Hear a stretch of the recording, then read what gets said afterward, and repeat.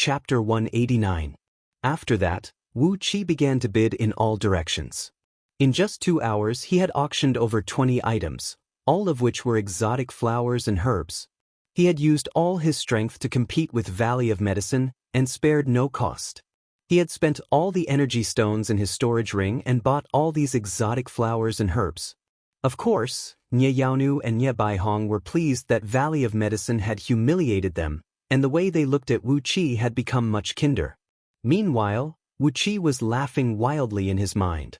With these exotic flowers and herbs, he could gather the main ingredients of the Ancestral Awakening and Body Tempering Soup, with 2 different prescriptions.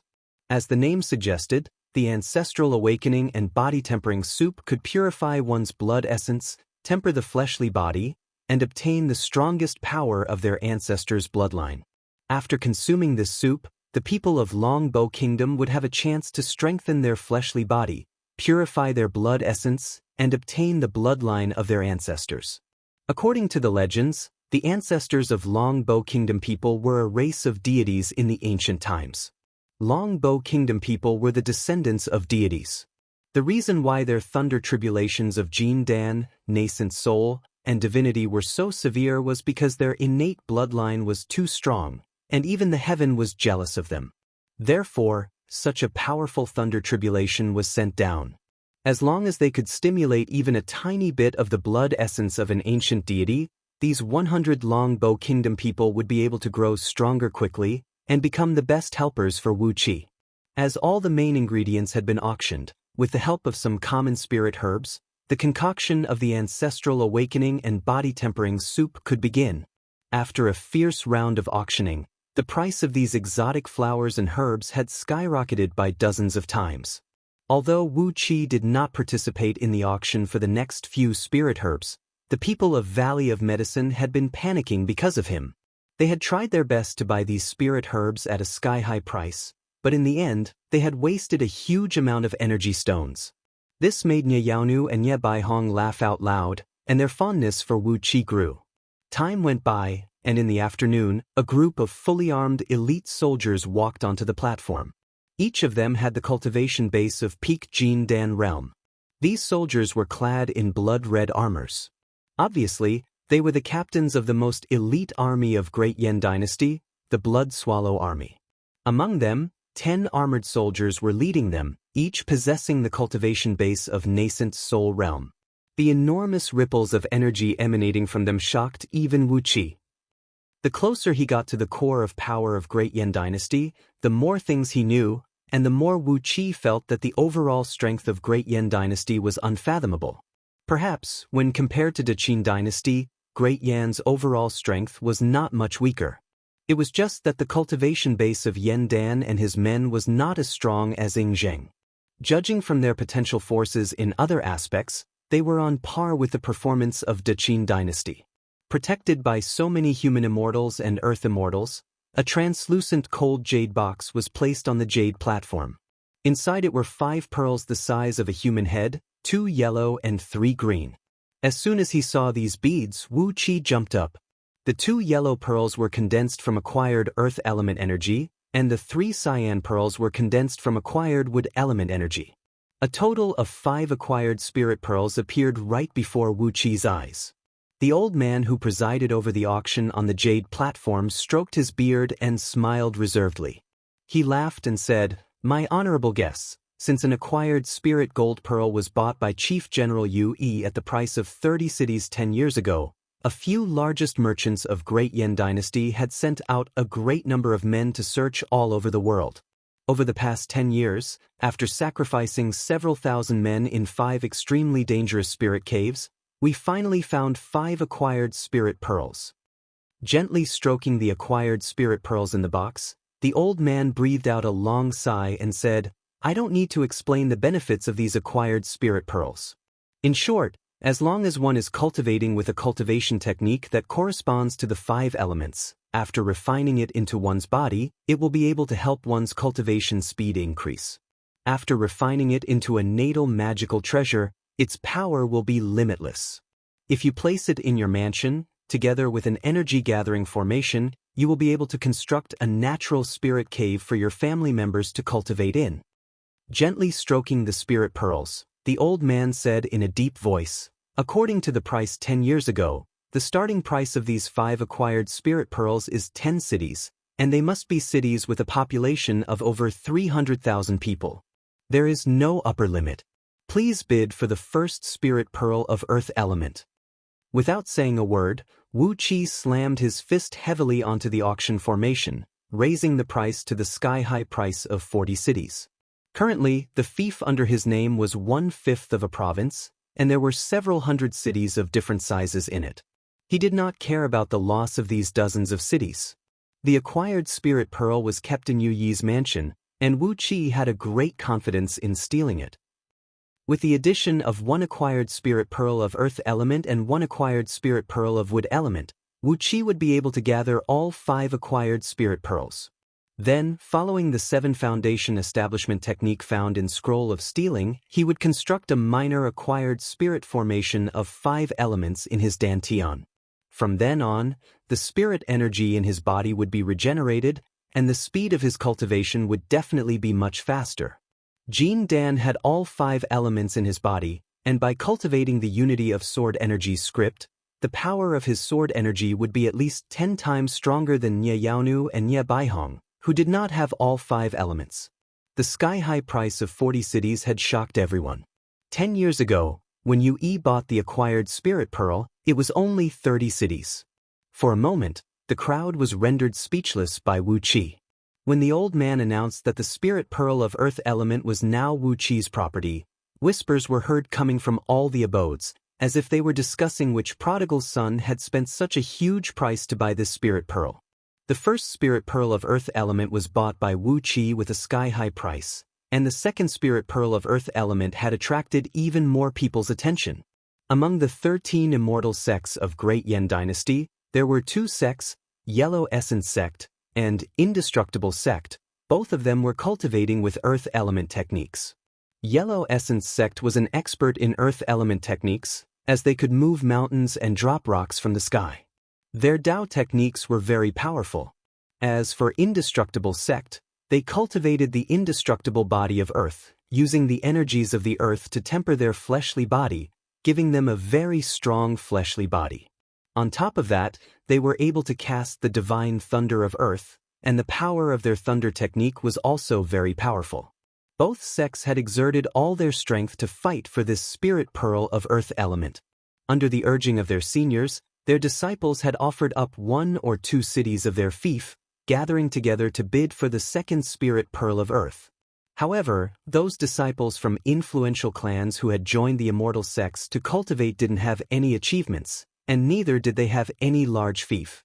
In the end, it was the Indestructible Sect who bought the second spirit pearl of earth element with the price of 47 cities. After that, it was the auction of the spirit pearl of earth element. The first spirit pearl of earth element was not very exciting. With 3 spirit pearls of earth element being auctioned, the crowd had no interest in bidding for it. Wu Qi clenched his jaws, once again offered the price of 40 cities and bought the second spirit pearl. When the host of the auction brought the 2 spirit pearls into Wu Qi's abode, he did not try to conceal it. Right in front of everyone, he fused the 2 acquired spirit pearls into his body and fused them into his dantian. Nye Yaonu and Nye Baihong could not help but nod their heads silently. With these 2 acquired spirit pearls, Wu Qi's cultivation speed would definitely surpass those people of the same age as him. Under the powerful effect of these 2 acquired spirit pearls, all those geniuses and innate talents would be nothing. However, both Nye Yaonu and her son were very poor, and they did not own any cities or fief that they could squander. Therefore, they could only stare at the spirit pearls and could never get them. Meanwhile, Princess Zhonglu was looking at Wu Qi with a smile on her face. Wu Qi's generous spending of 80 cities in exchange for 2 acquired spirit pearls had made Princess Zhonglu feel refreshed and happy. Compared to Wu Qi's generous spending of tens of cities in one go, those sons of influential clans who had been pestering her these days, spending all their efforts to hold some luxurious banquets just to please her, were really not worth a single penny. Wu Qi saw a trace of envy flash across the eyes of Nye Yaonu and Nye Baihong, especially in Nye Baihong's eyes, which were filled with a faint trace of expectation. He also noticed that the strongest spirit root in Nye Baihong's body happened to be of wood element. Without hesitation, he pressed a series of buttons on the auction formation and bought the second wood spirit pearl with the frightening price of 51 cities. When the host of the auction brought the acquired spirit pearl into his abode, Wu Qi held it up with both hands and presented it to Nye Baihong respectfully. Nye Baihong hesitated and felt too embarrassed to accept the acquired spirit pearl, but Nye Yaonu was more open-minded than him. She took the acquired spirit pearl and shoved it into Nye Baihong's hand, smiled faintly and said, "Don't act like a little girl. You can just accept the gift from your own disciple. In the future, if Wu Qi runs into any trouble in Ji City, as his master, just don't stay idle." Nye Baihong let out a long laugh. Without hesitation, he grabbed the wood spirit pearl, refined it with the true flame of samadhi, and fused it into his dantian. Different from Wu Qi, after fusing the wood spirit pearl into his dantian, Nye Baihong quickly made his gold core and the wood spirit pearl resonate with each other, breathing in and out their gold core and energies, gradually fusing them into one. He had taken the wood spirit pearl as his prime magical treasure and refined it. Once he succeeded in fusing it, this spirit pearl that was extremely compatible with his bone structure would allow Nye Baihong to unleash a lethality that was a few times stronger than before. The result was just as Wu Qi had expected. A bloody competition broke out for the third wood spirit pearl. The Valley of Medicine and the Green Spirit Sect, a sect that cultivated the same wood element cultivation technique, fought crazily for the last wood spirit pearl. The two sides increased the stakes bit by bit, and finally, Medicine King's Valley relied on the advantage of having more children of influential families among their disciples to pool together 83 cities as fiefdoms, taking this spirit wood bead as their own. Many cultivators from the Green Spirit sect who failed in the competition flew into a rage. Accompanied by a wave of crazy curses, the abode where they stayed was shattered into pieces. A couple dozens of green beams soared into the sky, returning to their sect in a flash. Upon seeing this, Wu Qi could not help but shake his head and sneer. 83 cities. The disciples from influential clans from both sects could only gather 83 cities as their fief. This number was really not enough. However, when he thought about it, the disciples from influential clans were, after all, the disciples from influential clans. It was fine if they were given the income of 1 or 2 cities as pocket money, but it was impossible for them to have the complete dominion over the cities. Therefore, the several thousand disciples from influential clans from both sects were only able to gather 80 cities as their fief. This made Wu Qi look down on them. After exchanging a few pleasantries with Princess Zhanglu, the auction had entered into its final phase. For the past 10 years, the organizers of the Rare Treasures Conference were unable to identify them, but they knew they must be some kind of rare and precious objects, would be put up for auction. Regardless of the final price they had to pay for these unidentifiable objects, the organizer would request the auctioneer to reveal the details of these objects to the public, so as to increase the knowledge of the people. This was also one of the conditions of the auction, so that they would not be embarrassed if they saw a treasure in the future and still couldn't identify it.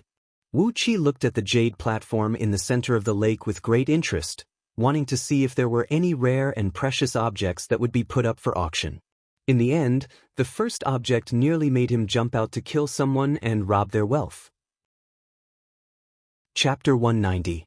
4 tall and burly human immortals of Jin Dan sect from Indestructible sect were panting as they carried a 3 feet long and wide yellow jade box up to the platform.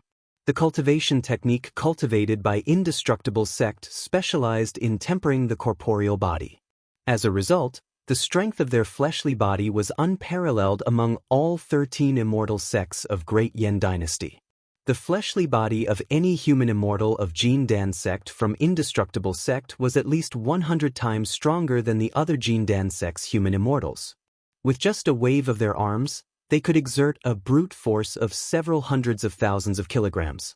4 human immortals of Jin Dan sect from Indestructible sect were actually working together to carry a yellow jade box, and yet, it was such a strenuous task. Whispers of discussion could be heard coming from all over the abodes. Many people were curiously asking about the item inside the box with loud voices.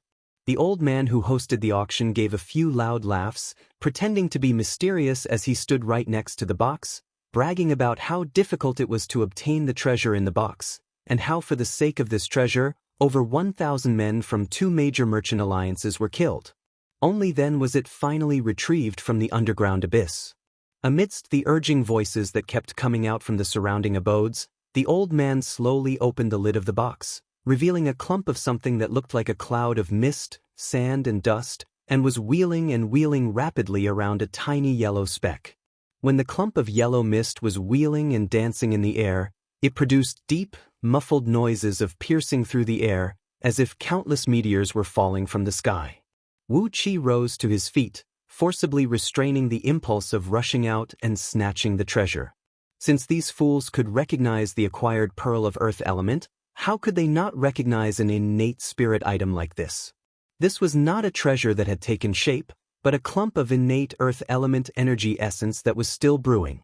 The tiny bright speck in the middle of this clump of energy essence should be some innate spirit item, or even the embryo of an innate spirit life form. Those fog-like objects that were wheeling and wheeling around it were the pure and flawless innate earth element energy essence. Even a dust-sized innate earth element energy essence weighed over 1,000 kilograms, and this fist-sized clump of innate earth element energy essence weighed at least 2 to 3 million kilograms.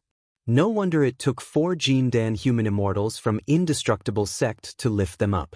The old auctioneer sighed helplessly and said, "This item is as heavy as a mountain. It can't be penetrated by water or fire, and can't be penetrated by spiritual sense. It doesn't seem to have any other function except that it's extremely heavy. Magic power could not be controlled, and no spells could destroy it. He did not know where it came from. Today, its starting bid is 1 copper coin. I invite those who know about treasures to bid." It was quiet all around and no one made a sound. Everyone was trying to figure out what it was. Wu Qi stared coldly at the hosts of the Rare Treasures Conference on the Jade platform, and he sneered in his heart. The base price is 1 copper coin?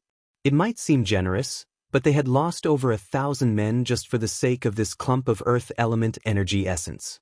The cost of their lives should be much more than this, right? But too bad, just like Nie Yaonu and her son, they could only recognize the acquired treasures, but not the innate treasures. In order to refine the essence of the 5th earth, one would have to utilize the innate energy.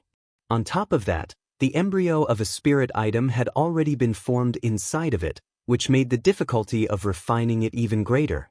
Without the help of an innate flame, such as the divine flame of order, one would have to possess the cultivation base of at least gold immortal to be able to refine this innate energy that had already formed its own sentience and began to form its spirit embryo. The item was sold for 100 gold coins without much effort, and Wu Qi had raised the price for the first time. After a brief moment of silence, the price was raised to 200 gold coins hesitantly. For these influential and wealthy people of Great Yan Dynasty, it was very rare for them to be so cautious when bidding in the Rare Treasures Conference. Wu Qi remained silent for a while, then he pressed the black button and raised the price to 250 gold coins to the old auctioneer. After that, 300 gold coins, 350 gold coins, 400 gold coins, 500 gold coins, 800 gold coins. Amidst the fierce competition between Wu Qi and the unknown bidder, the price of this clump of innate earth element energy essence skyrocketed. In just a blink of an eye, it had reached 10 million gold coins. When Wu Qi raised the price to 10 million gold coins, he could not help but look around in shock. Could it be that apart from him, there was someone else who knew this clump of innate spirit item? The bidder who was bidding against Wu Qi immediately changed the price, from 10 million gold coins to 10 million gold coins and 20,000 pieces of middle-grade energy stones. Upon looking at the price of energy stones, Wu Qi's heart skipped a beat. Needless to say, the bidder must know this innate spirit item, and he must be a cultivator. If it were an ordinary person, how could he be willing to spend a huge amount of gold coins and energy stones to purchase an item with unknown usage? Grinning coldly, Wu Qi pressed the black button once again and raised the price of a fief city. This time, the bidder did not raise the price, as if he was shocked by the price of a fief city. The host of the auction raised both of his hands excitedly and said, "A fief city, 10 million gold coins and 20,000 middle-grade energy stones. Is there anyone who can offer a higher price?" After asking for 3 times and making sure that no one could raise the price again, the host let out a loud laugh and said, "The one who bought this unknown treasure is Duke Wuqi of Great Yan's Duke of Tianyun. Duke Wuqi, please come up to the platform and explain to us what kind of treasure this is." Princess Zhonglu smiled. She grabbed Wuqi up, stepped on a dark cloud, and flew up from the balcony amidst streaks of lightning, landing gracefully on it. She tilted her head up proudly, looking like a little phoenix who was showing off her beautiful and long feathers. She was feeling very proud in her heart. None of these people could recognize this treasure, and yet, Wuqi still managed to buy it with a sky-high price. Clearly, he must know what this treasure was. In other words, Wuqi's knowledge was much broader than all the people here, and this had made Princess Zhonglu feel very honored. Looking at Princess Zhonglu, who had a 5-colored divine ray shrouding her back, dark clouds rolling and rocking under her feet, and electric arcs flashing around her body, all the people on the platform frowned. They bowed to her according to the rules, then took a few steps back. Even Lord Heavenly Spirit, who hated Wuqi to the core, was frowning when he saw Princess Zhonglu. His expression was filled with fear. Princess Zhongli's despotic power in Ji City had indeed reached a stage where even the gods and ghosts would avoid her. With her head held high, Princess Zhonglu walked proudly to the yellow jade box. She gave the innate earth element energy essence a glance, then smilingly turned to Wuqi and said, "Wuqi, tell me quickly, what is this thing? I've never seen such a strange thing before, and it can't even be found in the treasure vault of the Imperial Palace." The treasure vault of the Imperial Palace contains all kinds of treasures, but I've never seen something that can't even be penetrated by divine sense. With a smile on his face, Wuqi walked to the yellow jade box, casually placed the clump of innate earth element energy essence into his storage ring. After that, he patted on his chest, cupped his fist at the surrounding abodes and said, "Ladies and gentlemen, I, Wuqi, am sorry for making a fool of myself. This clump of insignificant object may look insignificant, but in fact, it is an extraordinary acquired earth element treasure, the 6th earth essence core. It is the crystallization of highly concentrated acquired earth element energy essence, and is at least 100 times denser than the earth pearl of heavenly spirit."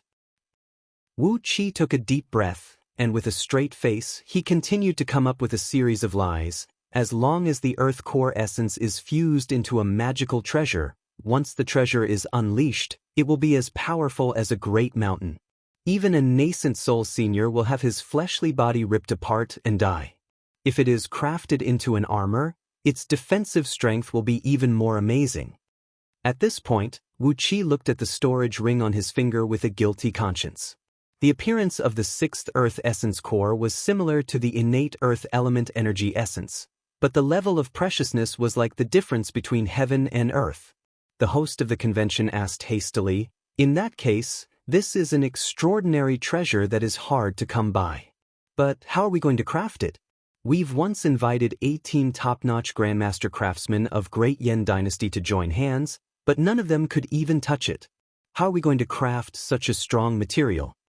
An enigmatic smile appeared on Wuqi's face as he nodded his head and said, "5 elements restrict each other." The host nodded his head thoughtfully and said, "Wood restricts earth element. Don't tell me we need to use an acquired wood element treasure to restrain it?" Wuqi kept praising, "You are indeed the host of the Rare Treasures Conference. That is the reason.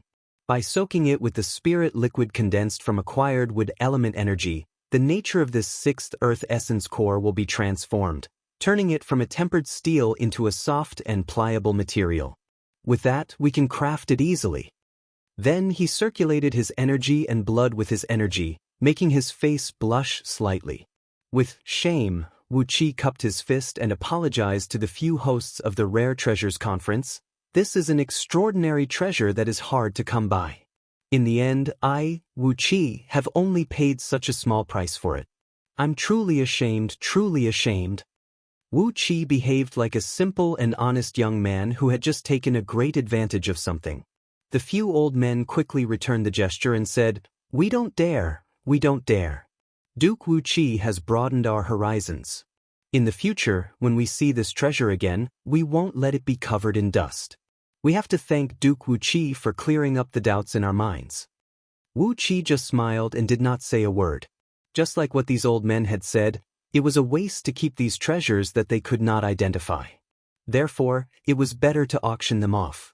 Not only could they earn some profits, they could also broaden their horizons so that when they saw the same treasures again in the future, they would have a better idea. Ever since the founding of Great Yan Dynasty, the Rare Treasures Conference had been held again and again. As they were doing a long-term business, they did not care about the loss of a single treasure. Both parties laughed. Then Wu Qi paid the price of the auction on the spot. The old man smiled, cupped his fist and bowed to Wu Qi. "But, we would like to ask, how did Duke Wu Qi learn about the origin of this treasure? Sixth Earth Essence Core, we've never heard of such an extraordinary treasure before." Wu Qi pondered for a brief moment, then nodded his head and said, "When I was cultivating with my master in Meng Mountains, Wu Qi found a stone tablet in a barbarian tribe, and recorded on it are the characteristics and usages of several dozens of extraordinary treasures." Looking at these old men, Wu Qi smiled and said, "I suppose this is part of the inheritance of the barbarian ancestors. If any of you are interested, Wu Qi can sell this record of extraordinary treasures to the Rare Treasures Conference." The scroll of stealing had described the characteristics, usages, and origins of several tens of thousands of rare and extraordinary treasures under the heaven. Wu Qi had made a copy of the record of extraordinary treasures and threw it to the Rare Treasures Conference. It would be the best if he could extort some money from them. The few old men rolled their eyes. Obviously, they were tempted. Right when they were calculating the value of this record of strange items together with Wu Qi, a cold, mocking laugh was suddenly heard coming from one of the abodes. "Young lad, you have eyes but failed to see. How could you mistake this innate spirit item as an acquired treasure? This is like casting pearls before swine. Why don't you just give it to me?" The surrounding ground trembled slightly, and the natural energies stirred abruptly. In the next moment, a man appeared right in front of Wu Qi. Not allowing Wu Qi to say anything, the man, whose entire body was shrouded in a black cloak, stretched out his hand and grabbed towards Wu Qi. When he did that, a loud rumble came from all the surrounding hills, and a large sheet of yellow mist sprayed out from them. It was as if several dozens of great mountains were smashing down from above. An enormous magnetic force came sweeping over along with a jarring whistle. The jade dais in the center of the lake disintegrated immediately, while the few old men who hosted the conference were squeezed and shredded into a meat paste by the frightening distance while howling miserably. Lord Heavenly Spirit, Layman White Clouds, and the other 3 Earth Immortals who were responsible for guarding the conference cried out in alarm at the same time. When the man grabbed down, they staggered back like duckweeds in the wind, and their bodies were thrown high up into the sky by the tremendous magnetic force. Then, a hoarse voice was heard coming from the abode just now. "Help! Someone is trying to kill me. I don't know that man, but he was forcing me to bid just now." The surrounding abodes were thrown into chaos. From the abodes of the 13 immortal Tao sects, beams of blinding light shot out. Chapter 191.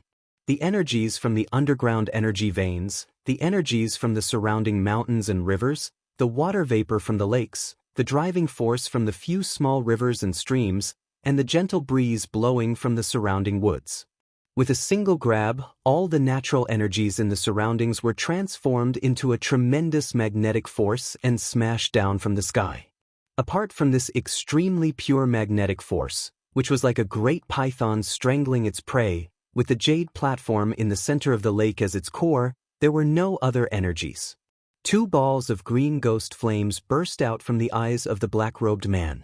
He stared fixedly at Wu Qi, sneered and said, "Hand over the innate earth element energy essence, and the black dragon spirit ring that belongs to my emperor, and I can still capture you alive and hand you over to my emperor.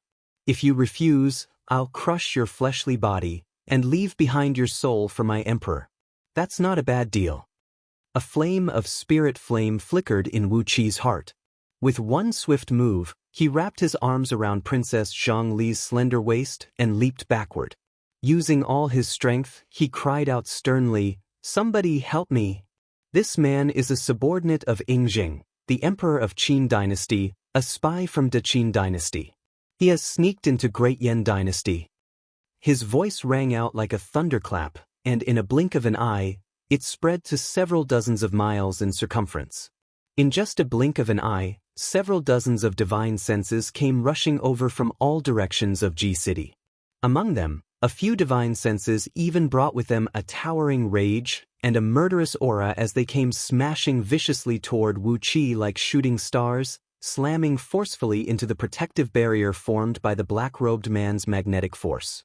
A few loud booms rang out as two invisible and colorless forces collided with each other in midair, creating a few huge, translucent vortexes that could be seen with naked eyes.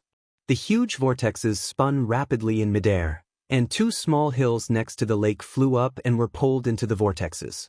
A series of noises that sounded like someone was chewing beans could be heard as the two hills were crushed into powder, turning into earthy yellow earth energy and fusing with the magnetic force. The black-robed man shook his head, sneered and said, "You're courting death." Accompanied by an eerie, cold laugh, the magnetic force suddenly changed, transforming into a gigantic web that covered the ground within a circumference of 30 miles. A loud boom rang out, and everything within a circumference of 30 miles was completely annihilated. Whether it was the mountains, the ground, the lakes, the rivers, the flowers, the trees, or even the ordinary guards and servants who were patrolling the Rare Treasures Conference, everything was crushed into the tiniest particles by the magnetic force. The energies contained in all objects were forcibly extracted by a strange and evil force, turning into magnetic force, which increased the magnetic force within 30 miles by a few times. The auction venue of the Rare Treasures Conference had now sunk into a huge pit that was tens of miles deep. The walls of the pit were as smooth as a mirror, without any burrs. Wherever the geocentric magnetic force enveloped, even the dust would be turned into nothingness by the tremendous force. All of the force had fused into this gigantic magnetic force shield. Apart from Wu Qi, who was holding Princess Zhonglu in his arms, only those people who had rushed out from the abodes were still hovering in midair. Their bodies were controlled by the tremendous magnetic force, and they were like flies trapped in amber, unable to move at all. Wu Qi was struck with great astonishment. This man's cultivation base was unfathomable, and the cultivation technique he cultivated was even more bizarre. No matter what kind of energy fell into his hands, it would be turned into magnetic force to attack his enemies. It was just like a small black hole that could devour everything, then turn all the energy into the magnetic force under his control. A cultivation base like this and a cultivation technique like this man was simply an abnormal existence. Wu Qi forced himself to turn his head and give Princess Zhonglu a glance, and he saw that Princess Zhonglu had turned her head and looked at him as well. Miraculously, both of them did not talk to each other, but when their gazes met, they understood each other's thoughts. With a light flick of his finger, he fished out 9 extremely powerful talismans from his storage ring, Great Crimson Heaven Dark Gold Flame and Thunder Talismans, which were made with a secret technique of Heavenly Spirit Sect. They were all the talismans he had obtained after killing so many human immortals of Heavenly Spirit Sect. The power of these talismans was equal to the full force strike of a mid-stage nascent soul cultivator. With a flick of his finger, a drop of blood essence sprayed out from his fingertip and fell onto the 9 golden talismans. A vast ripple of energy surged out and immediately forced open a small, normal space about 100 feet in diameter around him and Princess Zhonglu. In this space, the magnetic force was completely eliminated. Immediately, the 5-colored divine ray behind Princess Zhongli's back flared up, turning into various energies of earth, water, fire, wind, and all sorts of energy, swirling ceaselessly in this small space. Princess Zhongli's eyes went wide as she performed an incantation gesture with both hands and recited an incantation under her breath. A 5-colored ray swept out from all 10 of her fingers, transforming into a huge palm print that rolled towards the group of people who were rushing out of heaven-breaking sword sect's abode. Wherever the five-colored ray passed, the pure magnetic force was gradually and forcibly broken down into all sorts of energy, including gold, wood, water, fire, earth, and all sorts of energy.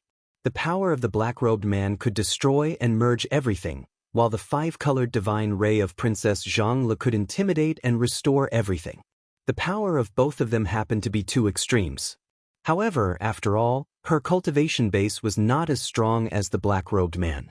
Before the five-colored divine ray of Princess Zhang Le could reach a distance of nearly 1 mile, it was already destroyed by the enormous magnetic force. The green ghost flame in the black-robed man's eyes shone into the distance. With a strange laugh coming out of his mouth, the magnetic force rocked and rolled around him, crushing the five-colored divine ray unleashed by Princess Zhang Le inch by inch. Princess Zhang Li's face blushed with anxiety.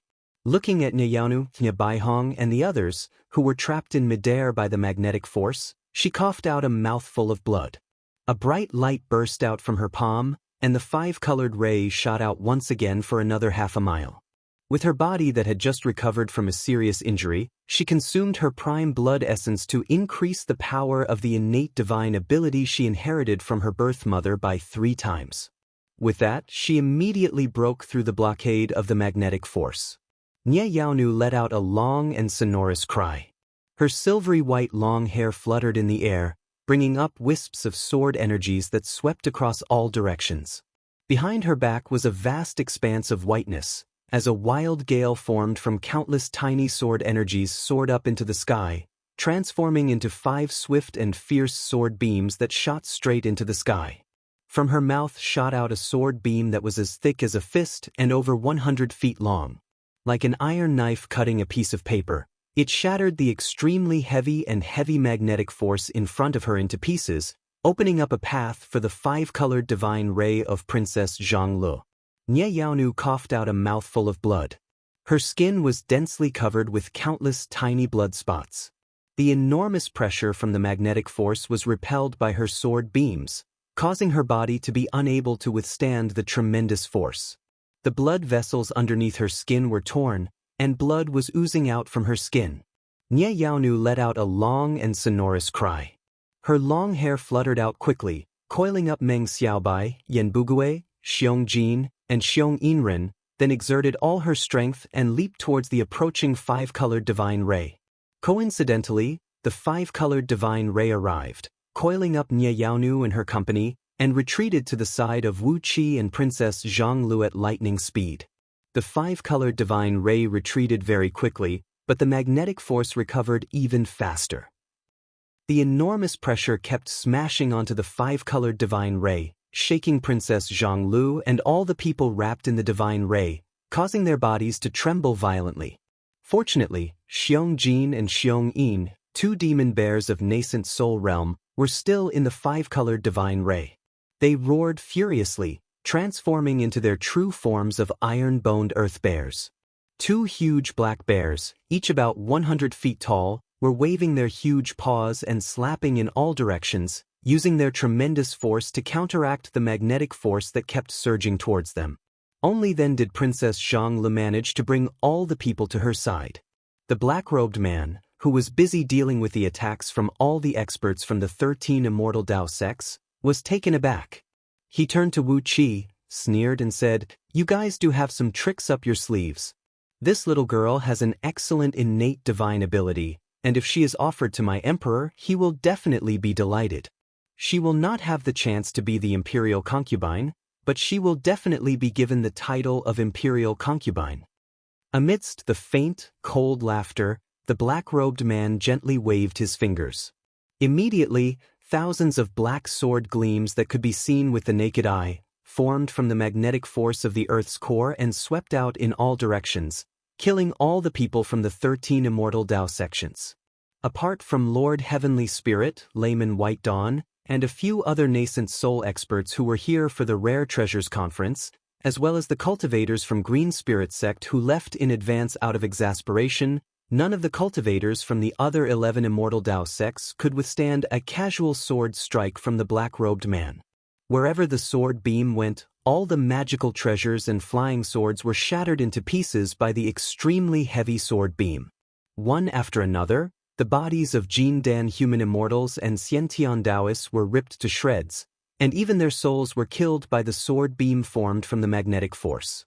Nearly 100 dazzling Jin Dan swords transformed into tiny golden specks and fell into the sleeve of the black-robed man.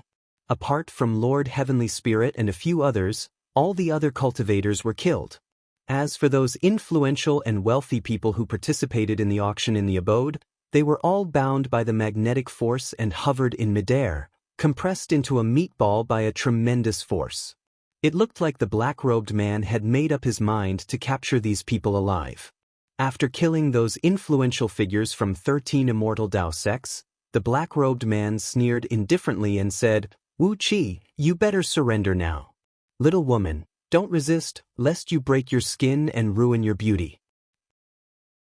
Upon hearing that the black-robed man wanted to capture Princess Zhang Lu alive and offer her to Ying Zheng, Wu Qi was so angry that his scalp went numb, and the short hair that had just grown over the past month immediately stood up. He pointed his finger at the black-robed man and snapped, "Bullshit. That Ying Zheng will not be able to touch even a single hair of Zhang Lu. What kind of bullshit emperor of the Qin dynasty is he? If he dares to touch even a single hair of Zhang Li's, I'll castrate him." Then he casually pointed his finger out, unleashing 9 talismans that transformed into 9 golden lightning bolts and shot out. Suddenly, a large red cloud formed in the sky, amidst which a huge cloud vortex spun at an incredible speed. In just a blink of an eye, 27 thunderbolts, each as thick as a water bucket, came roaring down from the sky. The black-robed man waved his hand in the air, transforming the invisible magnetic force into a thick shield and shielding his head. 27 thunderbolts smashed onto the magnetic force of the Earth's core. The thunderbolts exploded, causing the sky to collapse and the Earth to crack. Layers of magnetic force of the Earth's core were continuously shattered, but the black-robed man's body continued to gush out even stronger magnetic force of the Earth's core to replenish the shield. In just a blink of an eye, all 27 thunderbolts were consumed, and not even a hair of the black-robed man was touched by the thunderbolts. The black-robed man laughed mockingly, then turned to Wu Qi and cried out coldly, "Little brat, how dare you show off your power with just a few talismans? If I, Zhang Yi, am so easy to deal with, wouldn't I have lived for over 2,000 years in vain?" He casually pointed his finger out, unleashing hundreds of thousands of palm-sized flying daggers that were condensed from magnetic force and thrust towards Wu Qi. The black-robed man, Zhang Yi, had the intention to kill Wu Qi. He did not want to capture him alive, but wanted to kill his fleshly body and plunder his soul. Suddenly, countless starlights sprinkled down from the sky, transforming into a large misty net that tightly wrapped Wu Qi and his company. The magnetic flying daggers smashed into the starlight net and exploded, turning into dense energies of 5 elements and dispersing in the air. Countless 5-colored beams flashed and flashed in the sky, looking extremely enchanting. Zhang Yi took a deep breath, then slowly took off his cape and hood, revealing a lean face. Gently stroking his long beard, he laughed and said, "Since senior brother has arrived, why don't you come out and meet me? You and I are brothers, and it has been over 2,000 years since we last met." A dense ball of silver light descended from the sky. A middle-aged scholar clad in a white robe stepped on a winged serpent and slowly descended from the sky. Chapter 192. Zhang Yi and the white-robed scholar looked at each other for a full 15 minutes, and then they laughed together. Zhang Yi solemnly cupped his fists and bowed deeply to the white-robed scholar, saying, "Since we parted years ago, senior apprentice brother and I have been the prime ministers of the 2 countries. It has been a long time."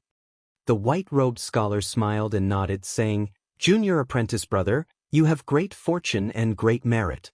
You helped the powerful Qin unify the world. In the past, among the many disciples of Master, no one could surpass junior apprentice brother in terms of merit." Zhang Yi shook his head repeatedly and said, "Senior martial brother, you are wrong. Back then, senior martial brother had the seal of the 6 countries at your waist. The 6 countries of Shandong were all under your control. Such achievements, such prestige, junior marshal brother is far inferior to senior marshal brother. The two looked at each other from a distance, and then laughed loudly at the same time. Their laughter was like the roar of a dragon deep in the mountains, causing the surrounding world to tremble. Wu Qi took a deep breath. The black-robed person was Zhang Yi, the Prime Minister of the Qin.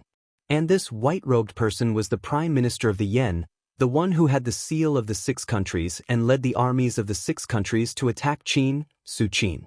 Su Qin and Zhang Yi, the peerless geniuses under Gi Guzi, had met again today. The relationship between the two of them was very deep, but they were working for the enemy country. As the two of them talked and laughed, the world changed.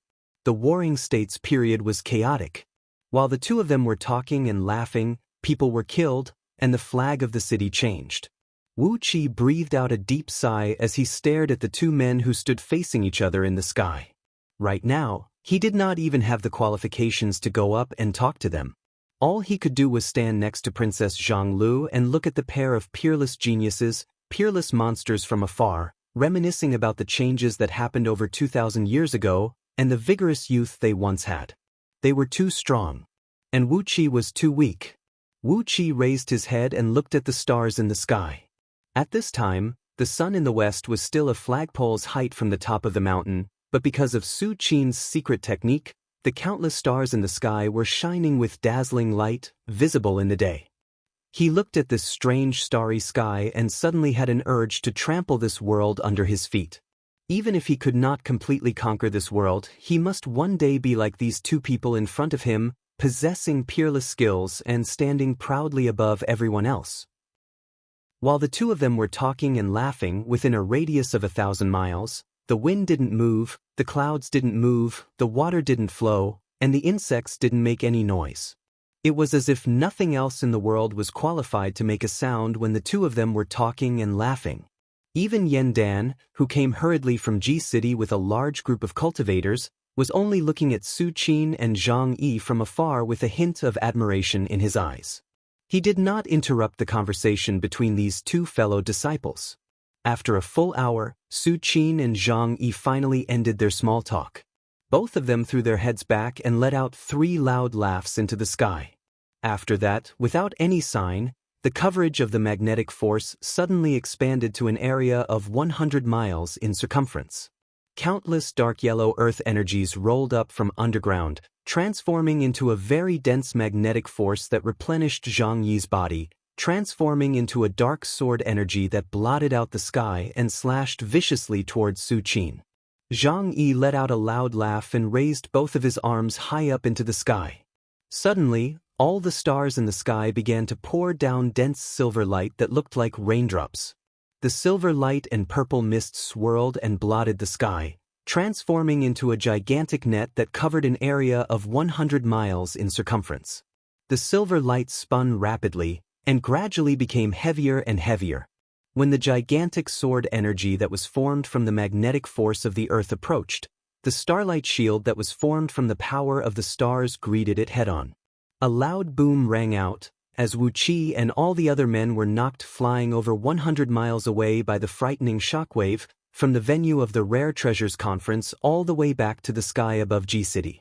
From afar, one could only see a beam of dark light shooting out from the top of Zhang Yi's head, thrusting straight towards Su Qin. About 1,000 feet in front of Su Qin, there was a gigantic silver curtain that seemed to connect the heaven and the earth. No matter how the strong dark beam struck, it could only produce some faint ripples. Where the black and silver beams clashed with each other, countless tiny electric arcs splashed and splashed.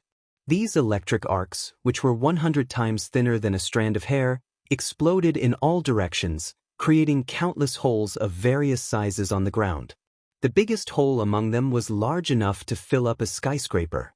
Wu Qi was lost in thought as he watched the fight between both men. There were no fancy tricks, no variations, just a pure contest of strength, using the purest strength to fight against the opponent. They were like 2 proud divine dragons soaring in the sky. They disdained to use any fancy tricks to show off their strength, and instead chose to use the most primitive physical strength to decide the winner. The ground was shaking, and countless clouds were spinning at high speed in the sky. The starlight and geomagnetic force collided with each other, causing the space 10 miles around both men to shake violently, turning into a murky gray ball of light. The figures of both men were twisting and turning in the ball of light. Gradually, tiny blood marks kept bursting out from the surface of both men's bodies, and a great amount of blood sprayed out and scattered in all directions along with the strong wind. After a stalemate of 2 full hours, Zhang Yi suddenly burst into a loud laughter and said, "Senior brother, I never thought that this time we are going to fight for our respective masters again." Su Qin laughed wildly and said, "Junior brother, you have gained a great advantage this time. In this world, there is no allied army of 6 dynasties that you can order around.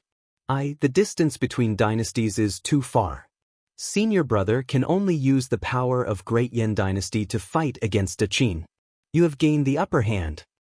Zhang Yi laughed out loud as well and said, "Senior brother, please don't lie to me. Your words can never be trusted. The Qin today is not the Qin of the past. The Great Yan today is also not the Great Yan of the past. You and I are brothers, so this is the perfect time for us to have a fair fight. Let's see who is more skillful as our master's disciples." Su Qin said impatiently, "You are absolutely right. I heard that the army of Qin has appeared in the Meng Mountains, less than 400,000 miles away from the border of Great Yan. Senior brother has already deployed the army here, and is getting ready to fight Qin to determine the winner. This place is different from our homeland. Conspiracies and tricks are useless here. If we want to determine the winner, let's have a fair fight. What do you think, junior brother?" Zhang Yi laughed, nodded his head and said, "You are absolutely right. Qin is millions of miles away from Great Yan, and it is not convenient for us to deploy the army. If we want to determine the winner, we can only do it with a battle. Conspiracies and tricks are useless here. Ha ha ha." Both men laughed and laughed at the same time. However, Wu Qi could tell that the laughter between them was too fake. All of a sudden, a figure clad in a heavy armor emerged from the ground underneath the venue of the Rare Treasures Conference, where a large pit was dug out by Zhang. The figure was holding a strong bow and a long arrow. Obviously, he was Li Exin, the man who nearly killed Wu Qi in Meng Mountains with just 3 arrows. The flying general of Qin, Li Exin, was the ancestor of the flying general Li Guang in the future. His archery skill, which was secretly passed down in Li clan, was incredibly lethal. Without saying a word, Li Exin pulled the bowstring and released an arrow, aiming straight at Su Qin's back. When the arrow was released, the surrounding heaven and earth shook violently, as if a bright mirror was shattered by an enormous force. It gave off a feeling that the heaven and earth in that area was shattered. Li Exin's arrow actually had the power to shatter the void. It brought up a dazzling light, as if the sun was falling down from the sky, emitting a threatening heat as it pierced straight towards Su Qin's back. Right when Li Exin dashed out and launched a sneak attack on Su Qin, on a small hill 30 miles behind Zhang Yi, a general, who stood over 10 feet tall and had a waist circumference of nearly 10 feet, with a body like a sturdy iron ingot and a body filled with terrifyingly developed and explosive muscles, leaped out from the hill. This general, who had a body so strong that it could strike fear into anyone, was only wearing a piece of cloth wrapped around his waist, while his right hand was holding an ancient bronze spear. Ha! A furious roar rang out, as the general's right arm suddenly grew to twice its original length. The muscles on his arm bulged out, and under his skin, blue veins as thick as a baby's arm popped out. He leaned his body back forcefully, and the bronze spear suddenly transformed into a dazzling green beam, piercing straight towards Zhang Yi's back along with a frigid air.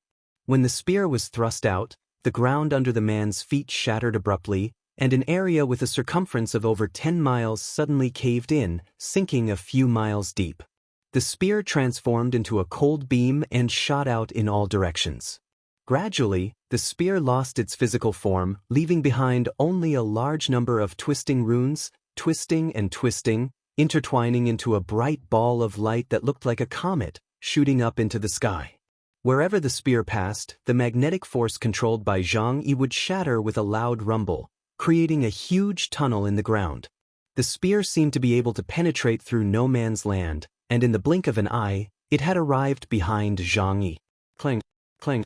Two loud noises rang out. Right at the moment when Su Qin and Zhang Yi's bodies were about to be penetrated by the arrow and the spear, both of them turned around at the same time. The black sword beam shot out by Zhang Yi abruptly made a sharp turn, rushing towards the spear behind him. The black sword beam transformed from magnetic force, clashed and rubbed against the spear, producing a deafening explosion.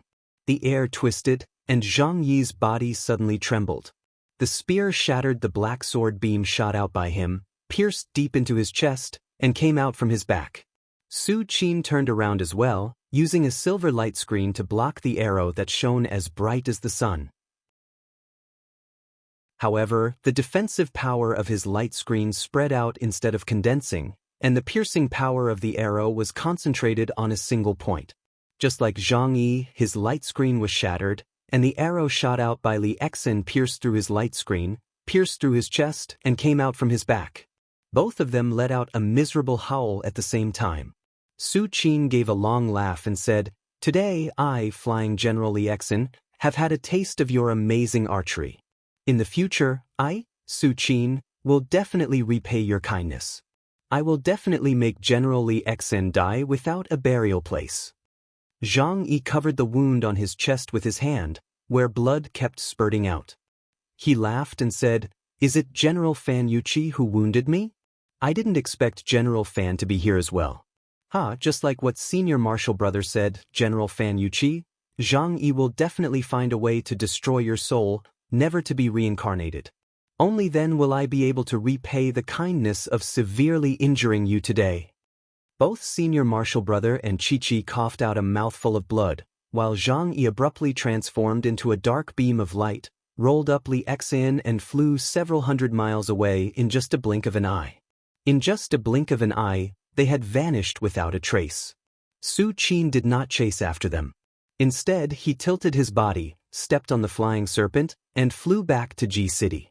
While coughing out mouthful after mouthful of blood in a casual manner, he still bowed at Yen Dan with an extremely graceful manner, smiled and said, "Your Majesty, that junior marshal brother of mine is here. Great Yen is going to have a lot of troubles this time.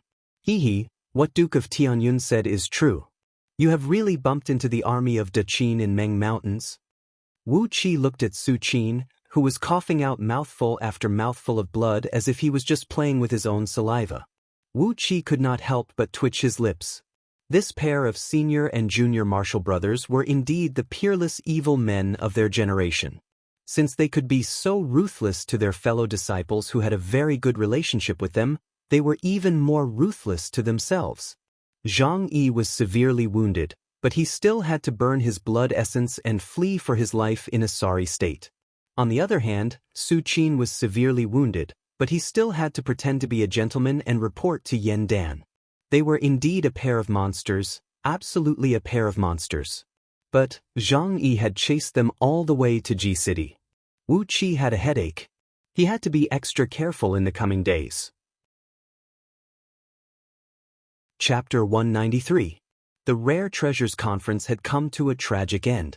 Among all 13 immortal sects, except for Heaven-Breaking Sword Sect and Green Spirit Sect, all the other 11 sects were holding funerals. Zhang Yi, together with Li Exin and some other hidden experts, had come to attack Great Yen Dynasty, giving them a fierce slap on the face before leaving. If not for Su Qin and Fan Yuqi joining hands and severely wounding Zhang Yi, Great Yen Dynasty would have lost all its face. Even though Zhang Yi was severely wounded and had fled far away, Su Qin was wounded by Li Exin's arrow as well. His injury was almost the same as Zhang Yi's, and neither of them had gained the upper hand. How Great Yen Dynasty was going to face the imminent threat from Daqin had nothing to do with Wu Qi. He was just a Duke of Tianyun without any real power. What he was thinking now was how to improve his overall strength and power, and how to save his own life in the all-out war that was likely to break out in the future. Zhang Yi and Li Exin had traveled tens of thousands of miles all the way to Ji City, claiming that they were going to capture Wu Qi alive and bring him back to Yingzheng to vent his anger. It was evident that Daqin and the others hated Wu Qi to the core. If he didn't prepare some life-saving measures as soon as possible, even those secret palaces in Meng Mountains would not be able to give Wu Qi too much security. Just one group of secret palaces was not enough. Wu Qi pondered for a long while, and finally decided to continue building secret palaces for escaping and hiding. Not only in Meng Mountains in the west, but also in the mountains in the south, the ocean in the east, and the snowfield in the north, all those remote and desolate places that no one had ever visited since the ancient times. After sending the infatuated Princess Zhang Li back to the imperial palace, Wu Qi hurried back to Duke Yan Li's mansion and plunged into his own abode. For the sake of the Black Dragon Spirit Ring, Ying Zheng had sent Zhang Yi, a trusted minister, to pursue him for tens of thousands of miles. Wu Qi could not wait to find out what exactly was in the ring. When he was in Meng Mountains, he had no time to check the items stored in the ring. Therefore, he had no idea what kind of precious treasures were stored in it that made Ying Zheng attach so much importance to it. For the sake of this ring, Zhang Yi did not hesitate to travel tens of thousands of miles and venture deep into Ji City, a place that was as dangerous as a tiger's den or a dragon's pool. If there were not some important treasures in this Black Dragon Spirit Ring, Wu Qi would be very sad. The Black Dragon Spirit Ring had a beautiful design, as it was entirely made up of a tiny black flood dragon coiling around its body. The majestic and imposing Jiao dragon had 360 scales on its body, which was exactly the number of a heavenly cycle. There were countless tiny runes engraved on the surface of the scales. Wu Qi had to activate the mystic eyes of universe before he could clearly see the runes on the scales. Surprisingly, they had formed a great array with astonishing defensive power. Not only was it a defensive formation, it was also a ring that did not need to be controlled by anyone, nor did it need to be replenished with spirit stones. Normally, the ring would absorb the spiritual qi of heaven and earth on its own to replenish its energy. Once it was in danger, it would automatically activate to protect its owner. This was already a function that only high-grade spiritual weapons could have. Just by recognizing this formation, Wu Qi grinned happily. It was an upper-grade spirit weapon that could automatically protect its owner, and its value was not worth mentioning. If not for the fact that Ying Zheng was badly beaten by Wanying Dragon King, causing the Black Dragon Spirit Ring to automatically protect its owner and deplete all the energy stored in the ring, Wu Qi would not have been able to steal it from Ying Zheng so easily. Complacently, he wore the ring on his middle finger. The size was just right. Wu Qi nodded his head complacently, then sent his divine sense into the ring. Right when his divine sense entered the ring, Wu Qi's vision suddenly turned dark. It was as if he had arrived above a boundless ocean, and a huge black divine dragon, with the length of over 1,000 miles, had its mouth wide open, roaring and cursing at him arrogantly. "Where did you come from, little rascal? How dare you invade my territory? Get the hell out of here! Get the hell out of here!" Countless lightning bolts came whistling down, shattering the thread of divine sense that Wu Qi had sent into the ring. A stream of blood sprayed out from Wu Qi's nostrils. He retracted his divine sense in a sorry state, panting and lying down on the soft couch. Bastard! How could the item spirit of this thing be so powerful?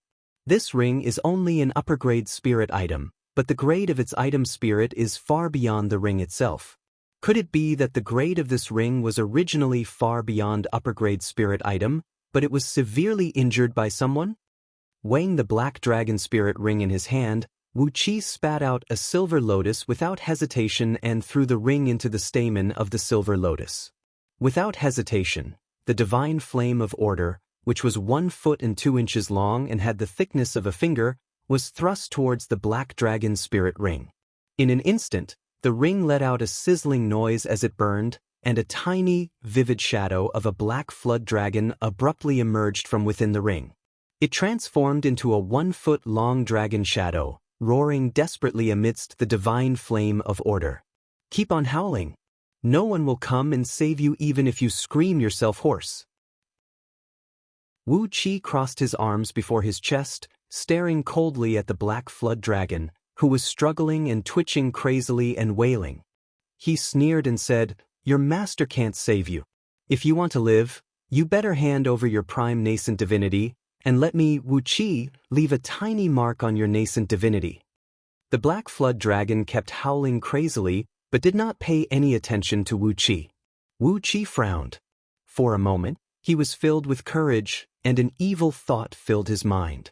He opened his mouth and spat out a stream of innate wood element energy towards the divine flame of order, making the purple-green innate divine flame burn fiercely.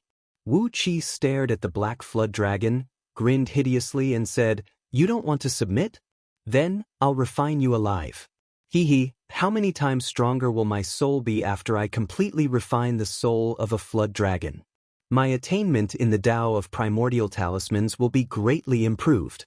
Hee, after I refine you, I'll put the soul of a wild boar into this ring, and I'll still be able to control it."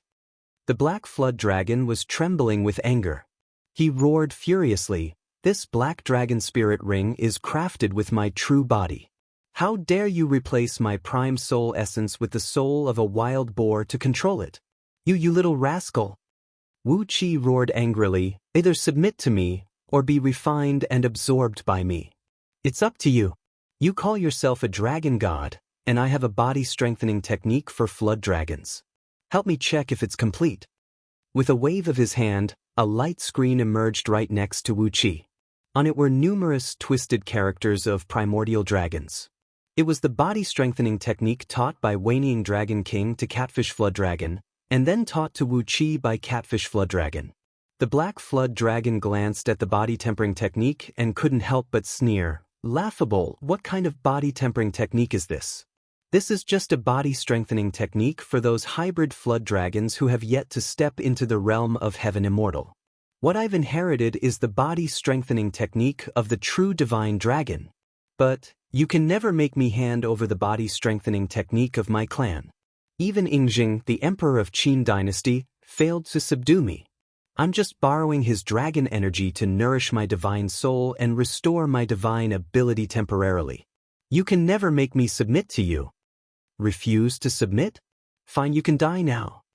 Seeing that the black flood dragon was so straightforward with his words, Wu Qi was even more straightforward.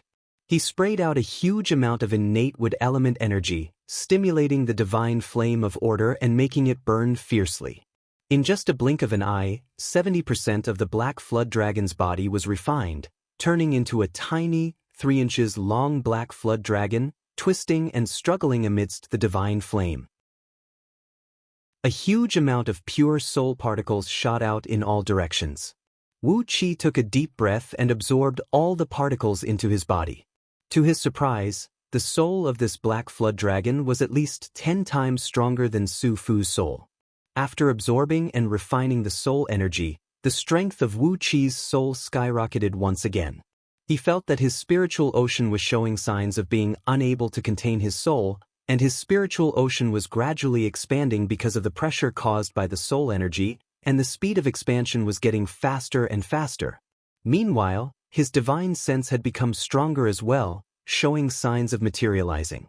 Just from the strength of his divine sense, Wu Qi was now comparable to an earth immortal of peak stage nascent soul realm. Not even in his wildest dreams could the black flood dragon expect that Wu Qi would be so ruthless. He let out a miserable howl, and 70% of the soul energy that he had spent thousands of years to recover was devoured and refined by Wu Qi. He kept howling, glaring at Wu Qi with hatred and roaring, "Little brat, what makes you think you can order me around?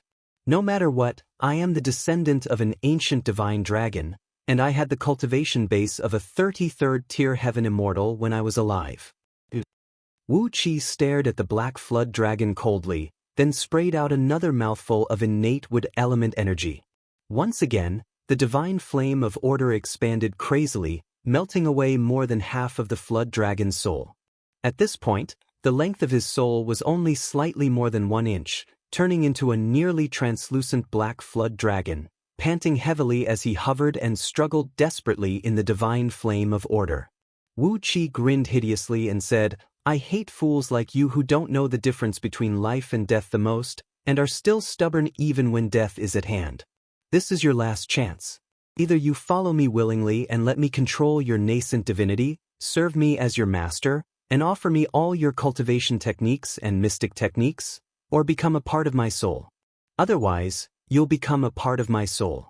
I'll use the soul-searching technique and have a 50% chance of obtaining everything I want from your soul." The black flood dragon stared blankly at Wu Qi, then suddenly burst into tears. "Why are you even more ferocious than Ing Zheng? At least, he still has the demeanor of an emperor, but you are just a scoundrel." You. Wailing, the black flood dragon obediently opened up his soul, exposing his nascent divinity before Wu Qi. Then, Wu Qi sent out a thread of divine sense and left a deep mark on the black dragon's nascent divinity, completely controlling his life and death. Then he scolded, "You rascal, you need to be taught a lesson."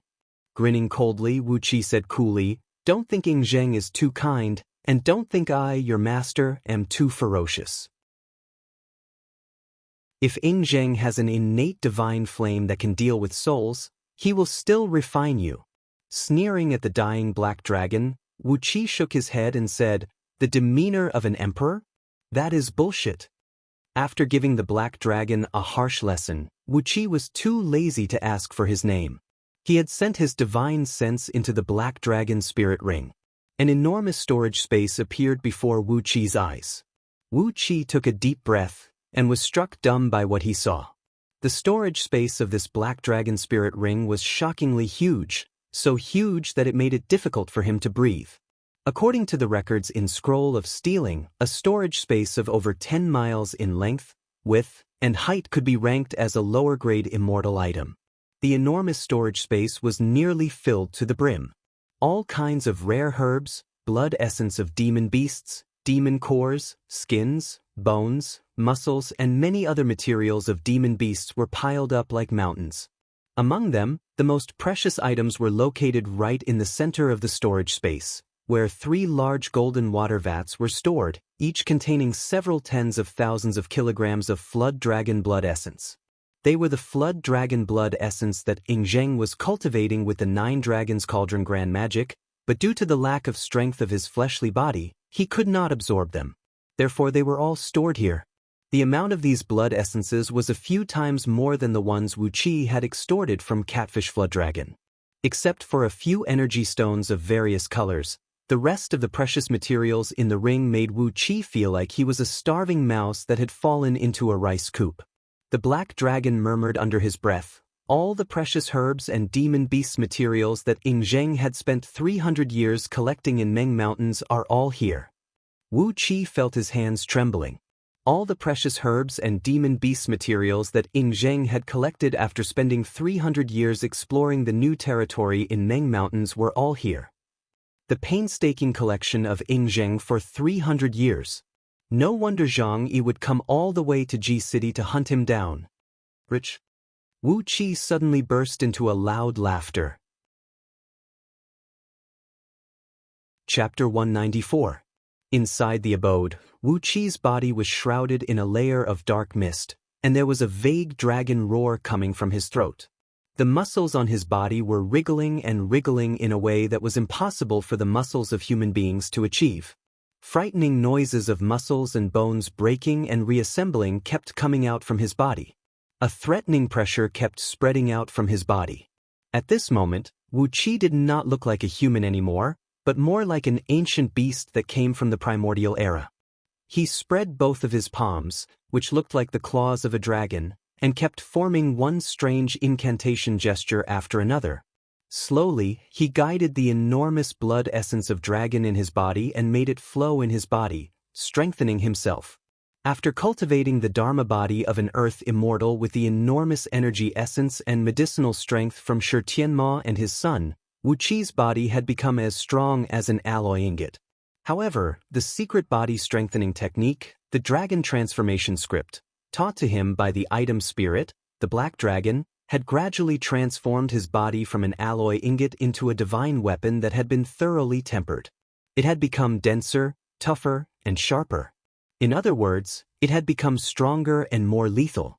Especially, the blood essence of dragon, which contained an enormous amount of life force, had made Wu Qi's life force stronger and more vigorous. No matter it was the flow of his qi and blood, or the recovery ability of his fleshly body, all of them had been improved by several orders of magnitude. In just 7 days of cultivation, the functions of Wu Qi's fleshly body had gone through a tremendous transformation. Back then, with the cultivation base of Jin Dan realm, Bai Qitian was able to fight equally with Wu Qi by relying on the secret body strengthening technique. But now, if Bai Qitian dared to fight Wu Qi with his fist, his body would definitely be smashed into pieces by Wu Qi easily.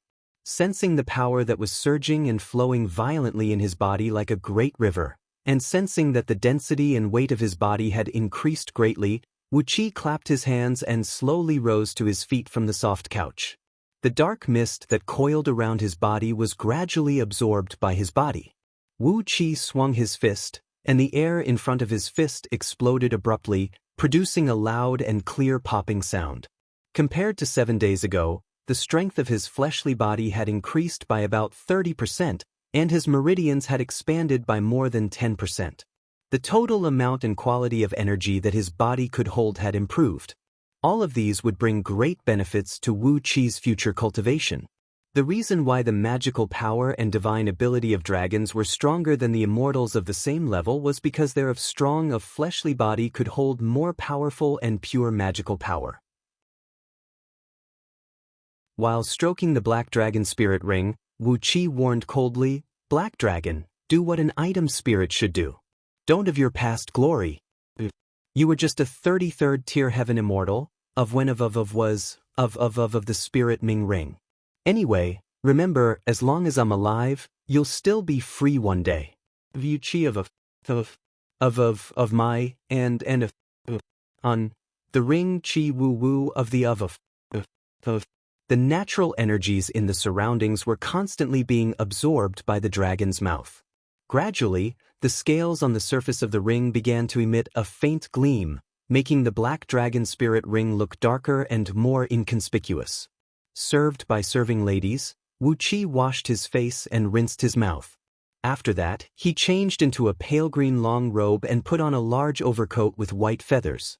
After that, he summoned Meng Xiaobai and a group of trusted subordinates, riding out from Duke Yan Li's mansion.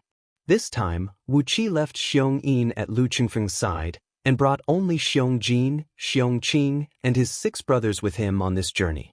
Since Zhang Yi had appeared in Ji City, only God knew if there were any soldiers of Daqin lying in ambush inside and outside of Ji City. The current Ji City had become more dangerous than before.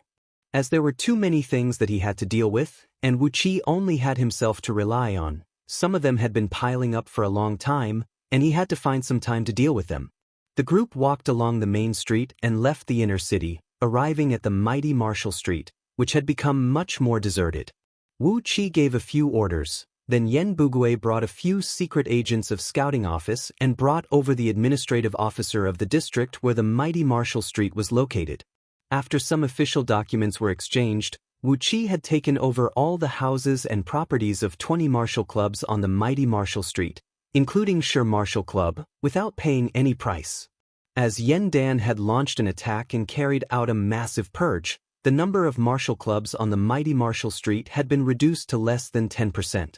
When all 20 martial clubs occupied by Wu Qi were connected together, they occupied a very large area. The houses and pavilions were large enough to accommodate nearly 100,000 soldiers. Bringing the company and taking a tour around these 20 martial clubs, Wu Qi pointed at them and gave them some instructions, asking Zhang Hu to write down his words. The walls between the martial clubs needed to be broken down, and a new defensive wall needed to be built on the outside. Of course, the defensive wall could not be as big as the city wall of Ji City, as that would be suspected of treason. Therefore, it was necessary to build some necessary defensive facilities and traps between the martial clubs. As an experienced barbarian hunter, Zhang Hu naturally knew how to arrange all these traps and mechanisms. After taking a tour, Wu Qi and the company returned to the front entrance of Sure Martial Club. Looking at the upper edge of the front entrance, where the plaque had been removed, Wu Qi took out a 10,000 years old ironwood pillar, about 10 feet in diameter. Then, he unleashed the sword of Greedy Wolf and peeled the huge wooden pillar into a 10 feet tall and 80 feet long plaque. Then, Wu Qi carved a row of large characters on the plaque, which looked extremely arrogant, the number one martial club under the heavens. Yen Bugue and the company stared at this ridiculously huge plaque, which was worded in an overly ridiculous manner, and gasped in astonishment. However, Wu Qi was smiling as he looked at his own work. Then, he casually placed the plaque in front of the front entrance and said, "Xiaobai, find a few skilled craftsmen. Don't use gold paint, just inlay it with pure gold. It must be inlaid with pure gold, that will make it look grand." Meng Xiaobai let out a few hollow laughs and agreed to the task. Wu Qi crossed his arms over his chest, happily looking at the plaque he had made. He smiled and said, "The 15,000 soldiers from Little Meng City are just 2 days away from Ji City. Those good friends of young master are coming along with them, and they will be here soon. Prepare to receive them in the next few days, and arrange for those soldiers to stay in this martial club, making them the apprentices of this club." Pointing at Meng Xiaobai, Zhang Hu, Hu Wei, Luo Kedi, Ma Liang, and a few other hanger-ons of Lu Chengfeng, Wu Qi smiled and said, "You will be the instructors of this martial club. Train these soldiers well, and make sure they become elites. 15,000 soldiers are not enough. Once we are done with the arrangement, we'll need to recruit more wandering knights from Ji City. It will be best if we can gather a total of 100,000 soldiers." Upon hearing the order from Wu Qi, Yen Bugue hastily let out a few coughs. He reminded, "Wu Qi, the dukes of Great Yen Dynasty are divided into 13 grades. Our sect leader is the highest grade, the duke with purple jade seal. According to the law of Great Yen Dynasty, he can have 3,000 personal guards in Ji City. You are the lowest grade, the 13th grade, the green ribbon iron seal duke. The number of personal guards you can have is no more than 100. The maximum number of private guards Duke Yen Lu can have is no more than 3,100. Looking at Yen Bugue thoughtfully, Wu Qi nodded his head and said, "So, in other words, the 15,000 soldiers that we've spent months and painstakingly brought here from Little Meng City is against the law of Great Yen Dynasty?" Yen Bugue quickly nodded his head and said, "Yes, it is against the law of Great Yen Dynasty. Only the 8 princes and the various princes are allowed to have more than 10,000 personal guards in Ji City. No matter it is the sect leader, Duke Chengfeng, or you, even if both of your titles are added together, if the fact that you have 15,000 private guards will be known by someone, you will be in big trouble." Wu Qi clapped his hands pleasantly, smiled and said, "Then, all the apprentices of this number 1 martial club under the heavens have nothing to do with Duke Yen Li's mansion. They are just a simple martial club. But we can hire them to work for us. We're spending money to hire people to kill for us. Isn't this not against the law of Great Yen Dynasty?" Yen Bugue remained silent and nodded his head helplessly. Wu Qi smiled, nodded his head satisfyingly and said, "That's right. So, this number 1 martial club under the heavens has nothing to do with Duke Yen Lu and me, Duke Tianyun. They are just a simple, pure, martial club under the heavens, and all the apprentices are free and wandering swordsmen. We, Duke Yen Lu, occasionally spend money to hire them to work for us. This is completely within the law." Yen Bugue twitched his lips, but he couldn't say a single word. Wu Qi let out a few complacent laughs, then beckoned Meng Xiaobai and his trusted subordinates, smiled and said, "All right, this place is spacious enough. Follow me, I'll give you some benefits. After following me for so long, all of you are diligent in your work." Wu Qi will never forget his brothers. This time, Wu Qi had brought all 600 elite men of Meng village and all the subordinates of Hu Wei here. He was planning to give them some benefits. The blood essence of Flood Dragon would transform them completely, and then they would be allowed to cultivate the body-strengthening technique of Flood Dragon lineage taught to Wu Qi by Catfish Flood Dragon. After a period of observation, Wu Qi had completely put his mind at ease with these men around him. They were all loyal and reliable men, worthy of him spending a great amount of effort to cultivate them.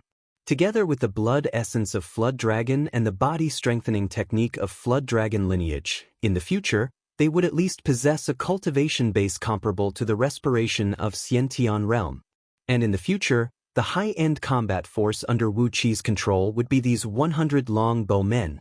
Wu Qi planned to concoct the ancestral awakening and body-tempering soup in the next 2 days no matter what, so that these longbow men could properly temper their fleshly bodies, allowing them to improve their cultivation base as soon as possible. While walking towards the martial club, Wu Qi was calculating the things he needed to handle. Only then did he realize that the things he had to handle were really complicated. He had to cultivate himself, and at the same time, he had to take care of all these things at the same time. It was really complicated, and he had to think carefully before he could do anything. Fortunately, those sons of concubine who were friends with Lu Chengfeng were about to arrive at Ji City. Once they arrived, Wu Qi wouldn't have to handle everything by himself. Wu Qi had already prepared a general development strategy for Duke Yan Li's mansion. Once these men arrived, he would be able to let them handle all the things.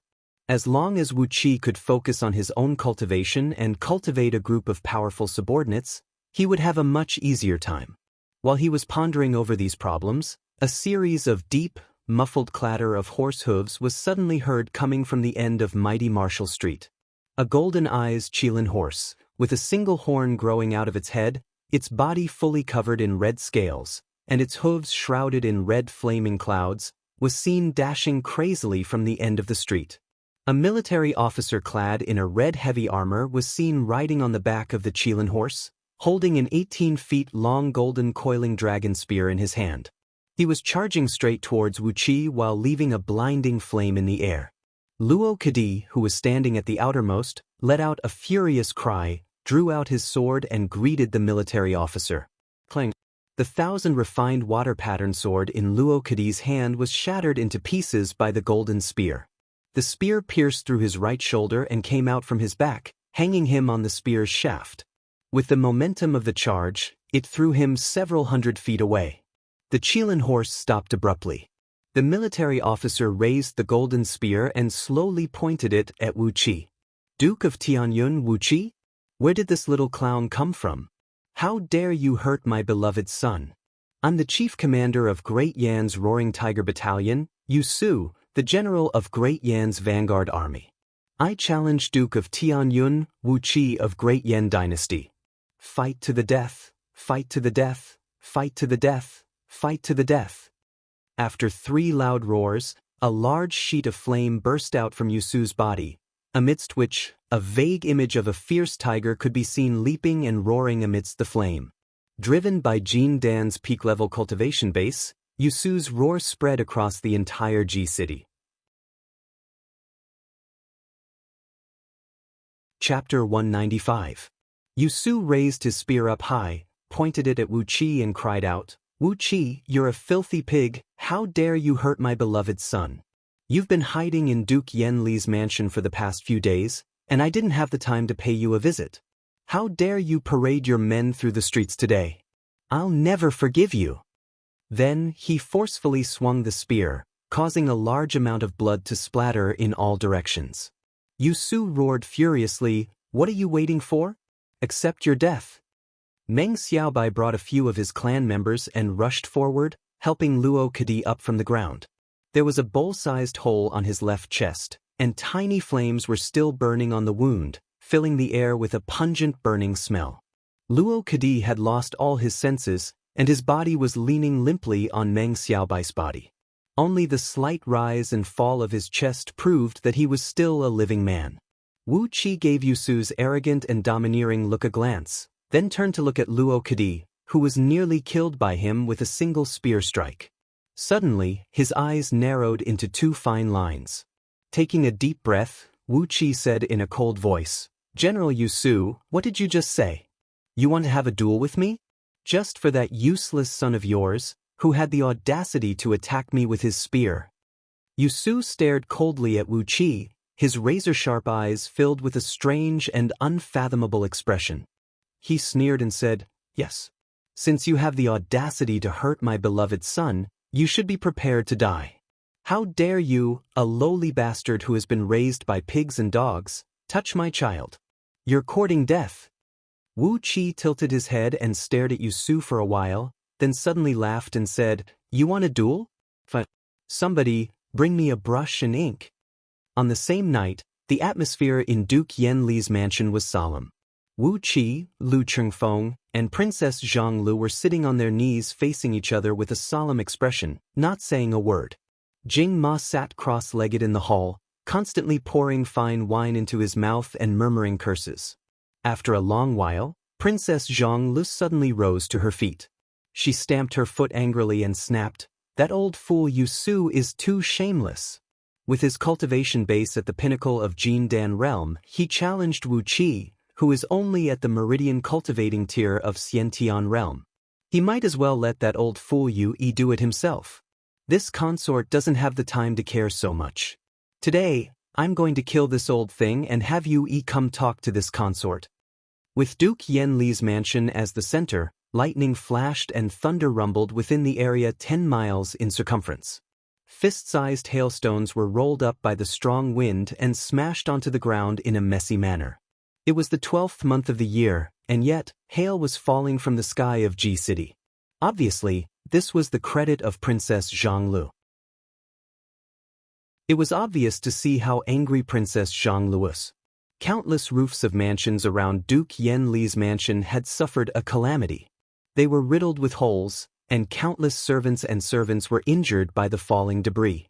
Jing Ku coughed loudly, put down the wine dipper, and said indifferently, "If your highness really kills Yu Su, not only will his majesty be put in a difficult position, how can Wu Qi face the public in the future?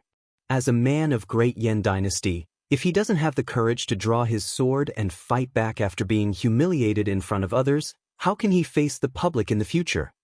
Taking a deep breath, Jing Ku continued with a cold voice, "Wu Qi has even promised Yu Su that he will have a life-and-death duel with Yu Su in the drill ground of Imperial Palace 1 month later.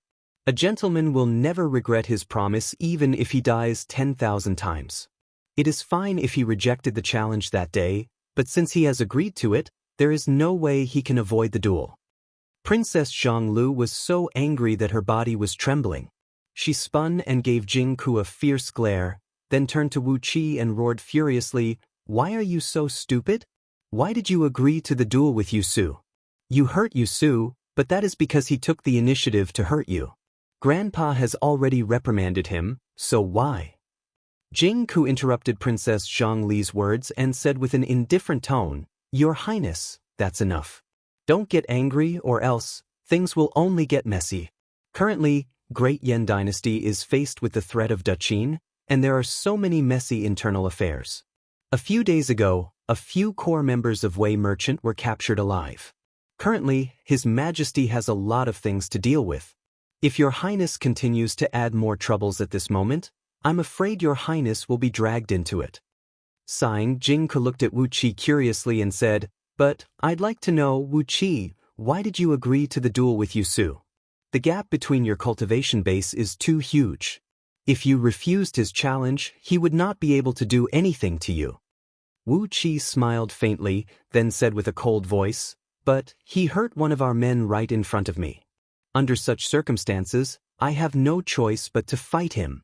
Wu Qi knew that he was too impulsive when he agreed to the duel with Yu Su. But, just let it be. The scene of Zhang Yi and Su Qin hovering in the sky, looking down at the world as if it was nothing, flashed across Wu Qi's mind. It was just a duel with Yu Su, so why should Wu Qi be afraid of him? If you want to challenge me, then I'll fight you. I'll beat your head until it bleeds, and let you die with everlasting regret. It would also serve as a warning to some people in Ji City, so that they would not take Wu Qi as a pushover. Otherwise, if a group of Jindan human immortals were plotting to assassinate Wu Qi, it would be very annoying.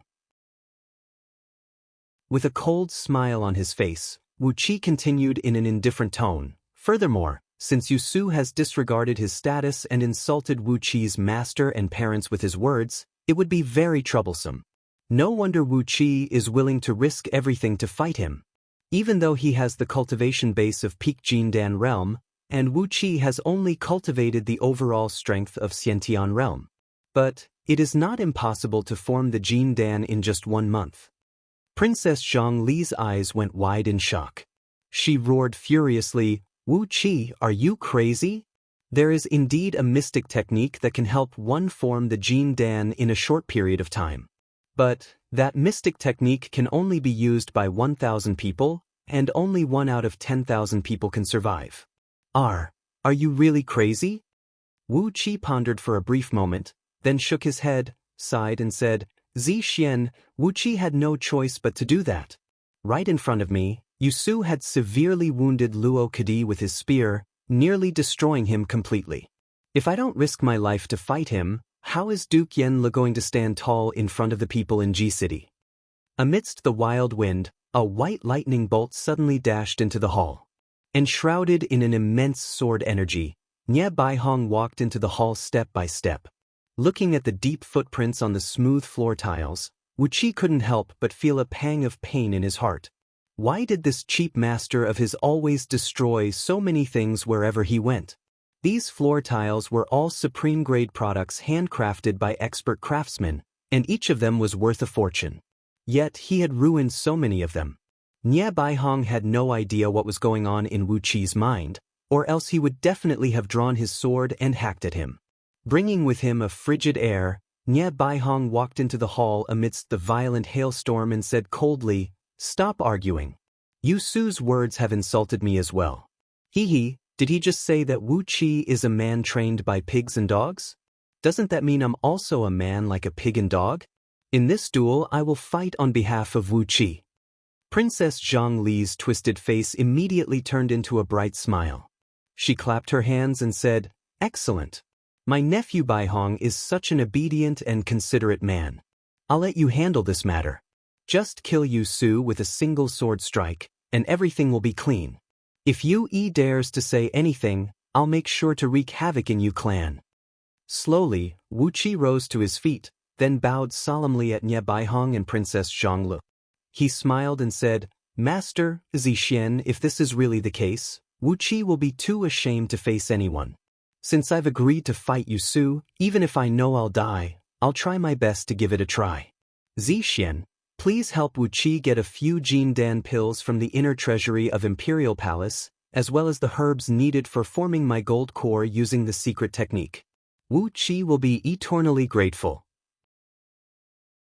With a proud smile on his face, Wu Qi looked at Princess Zhanglu, whose face had turned pale immediately, and comforted her. When forming a gold core using the secret technique, as the corporeal body cannot withstand the impact of the Jin Dan and the medicinal strength, the fleshly body will crack and die. However, Wu Qi has saved a catfish flood dragon in Meng Mountains and asked her for some blood essence to strengthen his corporeal body. With that, I can guarantee the success of forming my gold core. With a loud laugh, Wu Qi suddenly thrust his fist out, thrusting it towards Jing Ke's face. For this punch, Wu Qi had only used less than 10% of his strength. Carelessly, Jing Ke countered with his palm. Shaking his head, he sighed and said, Blood essence of dragon can strengthen the corporeal body, but... Before his words could fade away, Wu Qi's fist had already landed on Jing Ke's palm. Abruptly, Jing Ke's eyes went wide, and he let out a strange cry due to fear. With just one punch, his burly body was knocked flying backward, smashing through the curtain behind him, and rolled like a ball into the back hall, unable to stabilize his body for a long while. After a long while, Jing Ke finally came out from the back hall, rubbing his swollen right palm. He stared blankly at Wu Qi and said angrily, How could your corporeal body? Wu Qi rolled his eyes, clasped his hands behind his back and said proudly, When I was young, Wu Qi accidentally ate a 10,000 years old dragon blood centipede grass in the depth of Meng Mountains. Since then, my corporeal body has been 100 times stronger than ordinary people. And now, I have obtained the blood essence of Flood Dragon, which has strengthened my corporeal body even further. The corporeal body of an ordinary Jin Dan human immortal is definitely not as strong as Wu Qi's. Using the mystic technique to form my gold core, Wu Qi has full confidence in succeeding. The eyes of Princess Zhanglu, Jing Ke, Nie Baihong, and Lu Qingfeng immediately lit up. 4 of them came up to Wu Qi at the same time, sizing him up from head to toe for a long while. Jing Ke kept rubbing Wu Qi's body for a while, then finally nodded his head, smiled and said, Indeed, your corporeal body is very strong. Forming your gold core using the mystic technique is definitely not a problem. You don't need to steal Jin Dan from the Imperial Treasury, as there are over 30 upper-grade Jin Dan left behind by human immortals of Jin Dan in Jing Ming's mansion. I'll give you a few of them, and you can use them as you please. Princess Zhongli smiled and said, Zixian has also recalled that there are some spirit medicines in the Imperial Treasury that can strengthen one's fleshly body. If you let Wu Qi consume them, he will have a greater chance of success.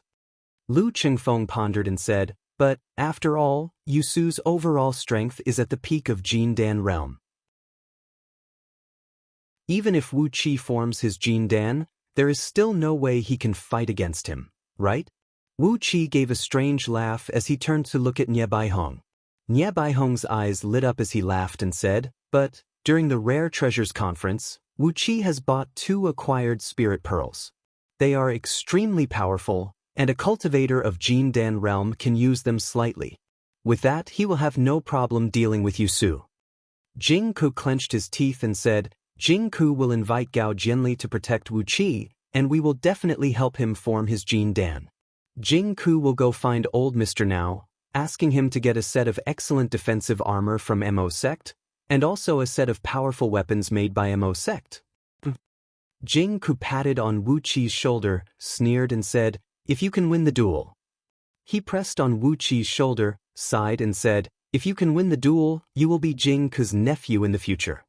Shaking his head, Jing Ku strode out of the grand hall.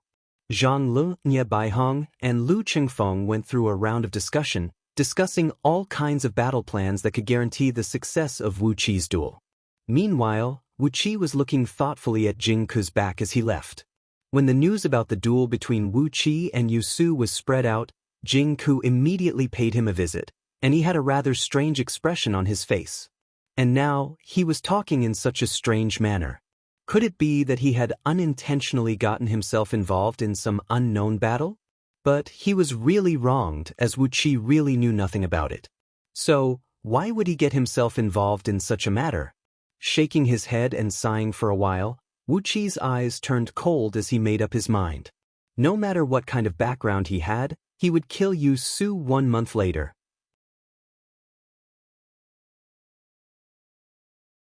Chapter 196. Once again, Yusu answered with the utmost respect.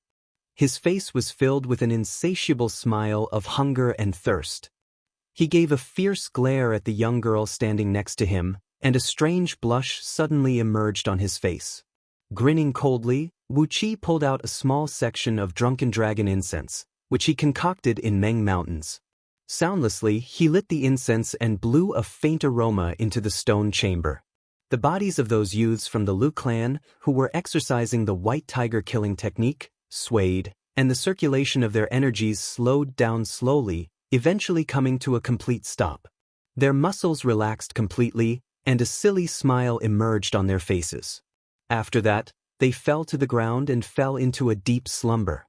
Carefully, he narrowed his eyes and covered the bright gleam in his pupils. Then, he leaned his body sideways and peeked through the gap between the wisteria. He could see through the window on the side, and through it, he could see the exquisite pavilion that was less than 20 feet in both length and width. It was almost dawn, yet the guest Yusu was still entertaining was none other than the Prince of Ren, Yan Xianxin.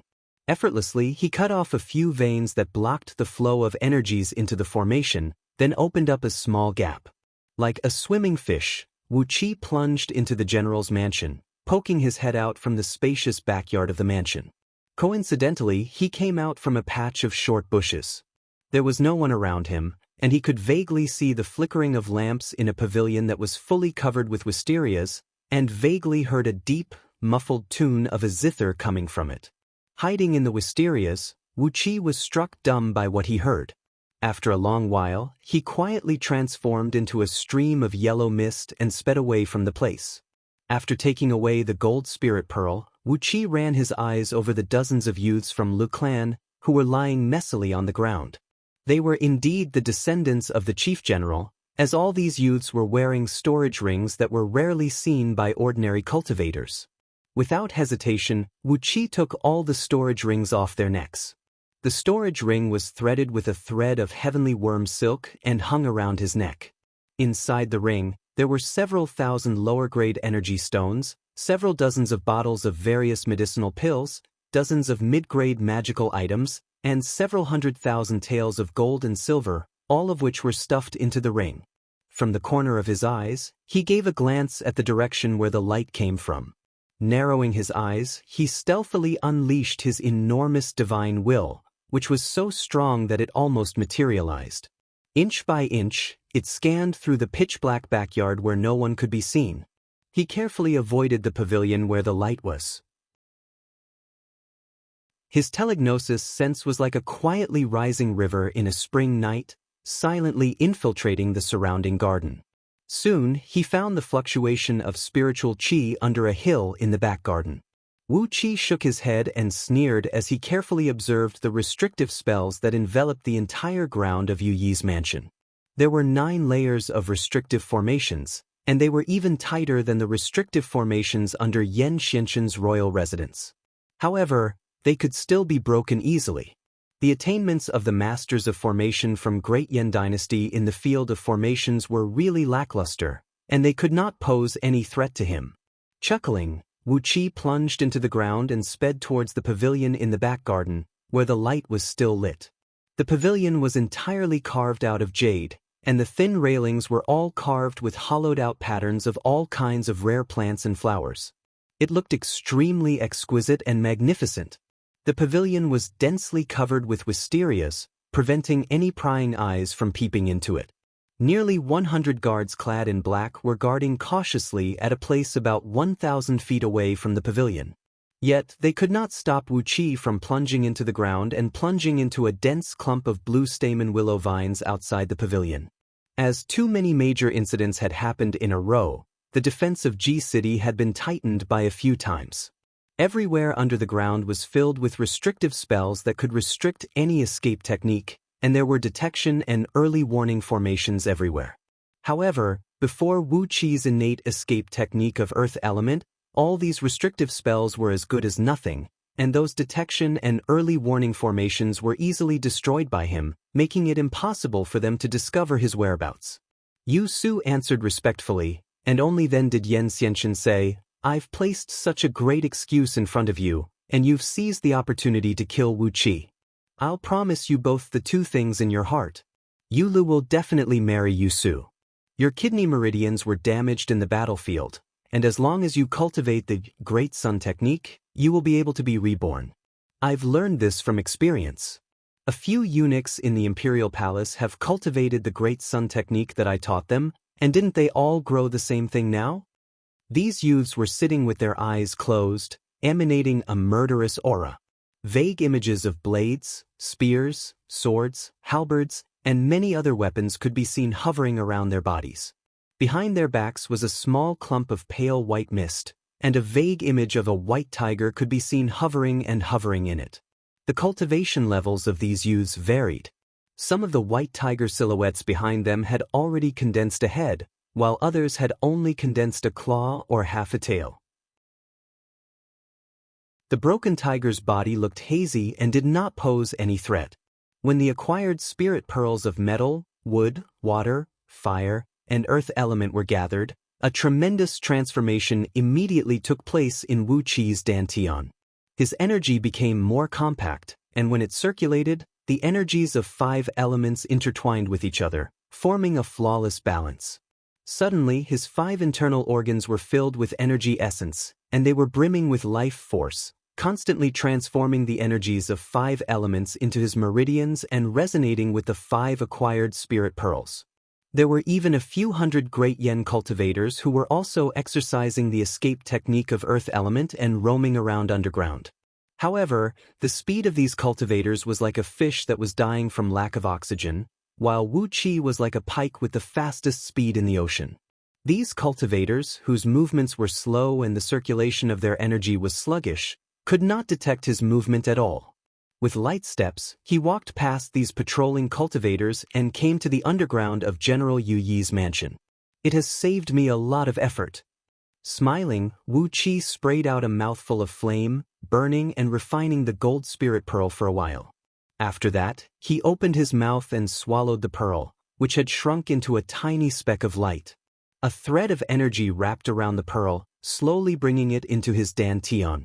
Together with the 4 acquired spirit pearls that Wu Qi had collected earlier, they formed a perfect formation of 5 elements in his dantian.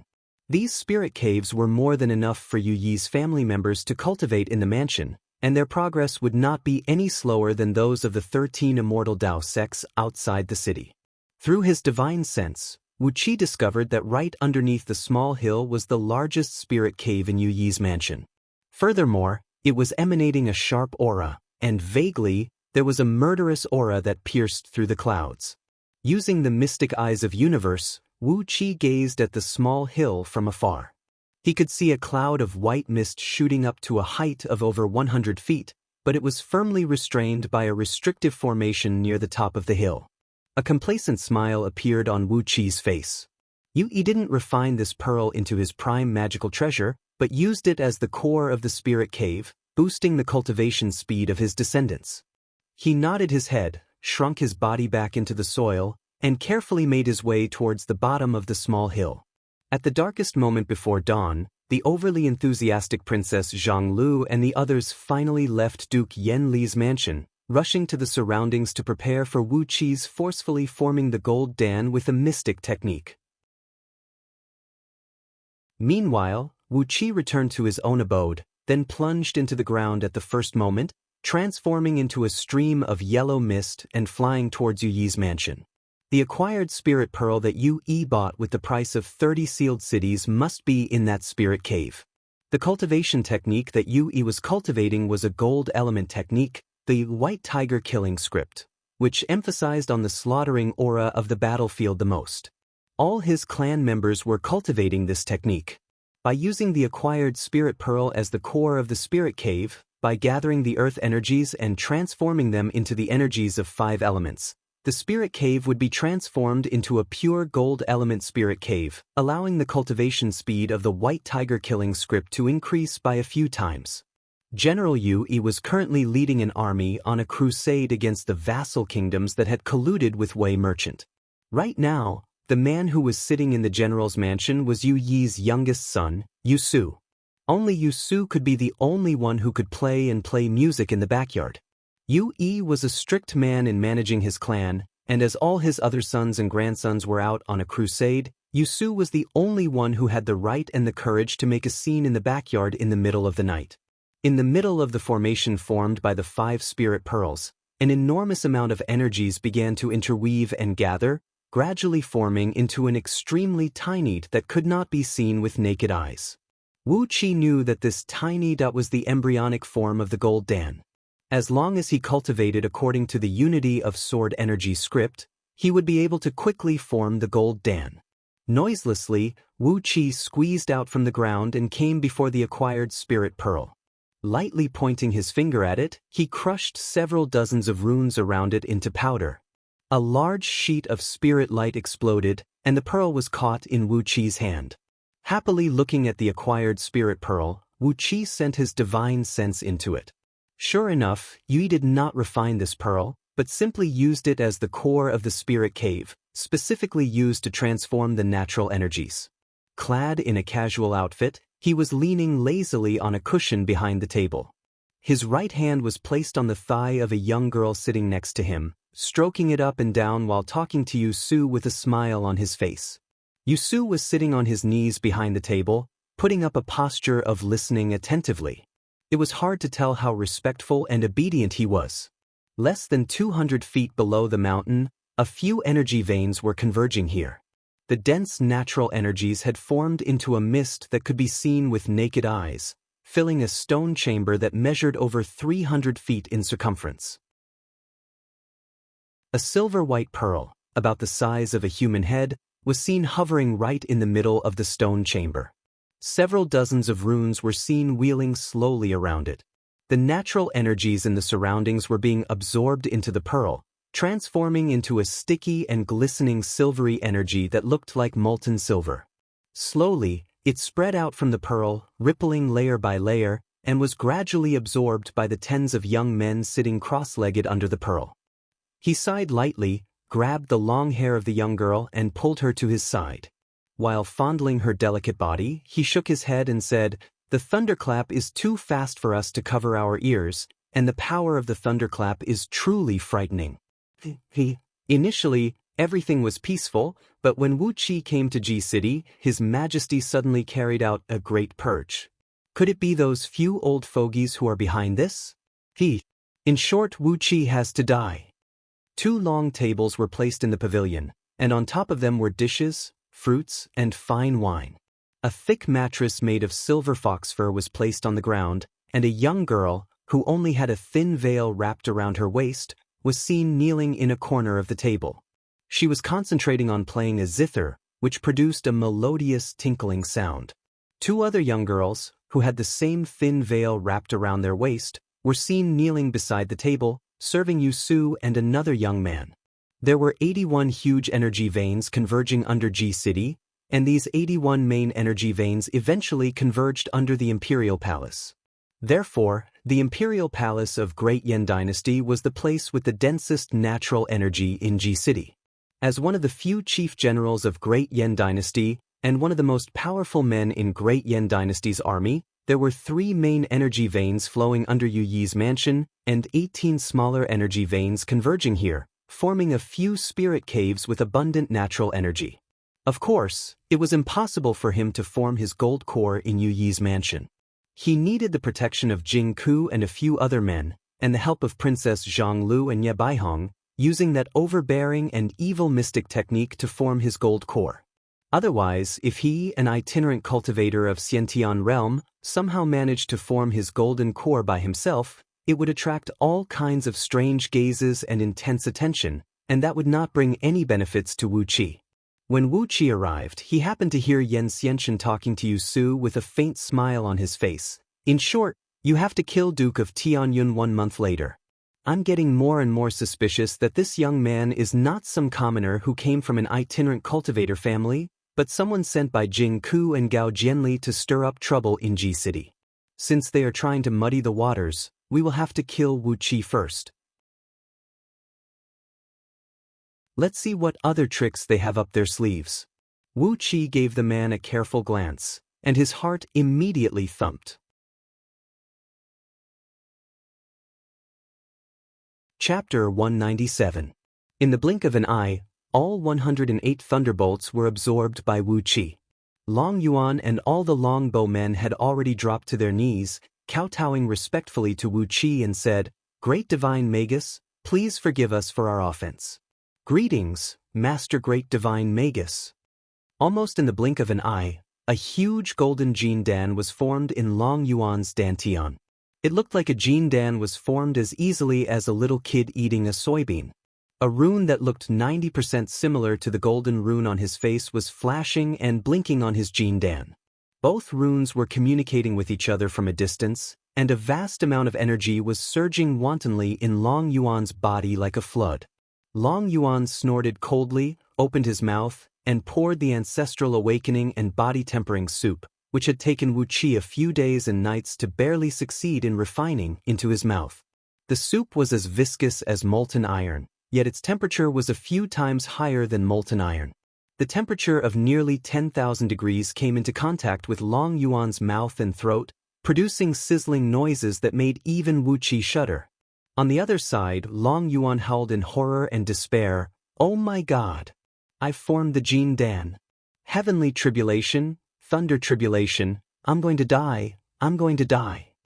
Through his divine sense, Wu Qi could clearly sense that the strength of Long Yuan's arms had skyrocketed by about 5 times, and the strength of his divine sense had also increased by at least 3 times. The natural energies in the surroundings were constantly flowing into his body, following the changing brightness of the golden rune on his face, stimulating the natural energies in his body. Long Yuan snorted. He rolled his eyes and abruptly shrunk his body by about 10 feet, but he was still 90 feet tall. Wearing a strange smile, he looked down at Wu Qi and said in a deep voice, "Long Yuan, you can only shrink to this size. We, the longbow men, are the descendants of the god. Our bodies can't be reduced to the same size as you lowly people." Shaking his head, Wu Qi said sarcastically, "It didn't cost me much to buy you anyway, so I won't feel any pain killing you." His tone changed abruptly. Wu Qi sneered and said, "But, if you don't listen to me, you'll have to suffer, just like what you did today. If one day you make me feel impatient, you won't even have the chance to suffer. I'll directly destroy your souls." The power of the decoction was like a miniature nuclear bomb exploding in Long Yuan's body. It used the most violent and barbaric method to instantly destroy some of Long Yuan's body tissues and the gene structure in his blood vessels, causing his body and genes to undergo an earth-shattering transformation. Wisps of extremely thin golden threads continuously emerged from Long Yuan's body, forming a complicated, exquisite, round-shaped spell formation on his face. After that, Wu Qi, Wu Qi, Wu Qi, and Emperor Emperor Qi, and Emperor, and of people of Qi of Emperor of Ming I. As for what exactly he was doing, only he himself knew. Longbow men had a great innate talent and potential, which was why they were envied by the heaven and earth. Their Gene Dan tribulation, nascent soul tribulation, and nascent divinity tribulation were extremely powerful, at least 100 times stronger than the thunder tribulation of human cultivators. Less than 1 in 100,000 longbow men could transcend these 3 thunder tribulations and attain the righteous fruit of heaven immortal. Grinning coldly, Wu Qi exerted his will, and the restrictive spell imprinted in these longbow men's nascent divinity was activated. 100 giant Qi men howled and fell to their knees. Their muscles were twitching violently, and their bodies were trembling uncontrollably. Their souls were burning, and their bodies were sweating profusely. Because of the severe pain, their snow-white faces had turned a frightening green color. Holding the small earthen jar, Wu Qi raised his head and looked at Long Yuan as he said coolly, "I know you can shrink your body a little.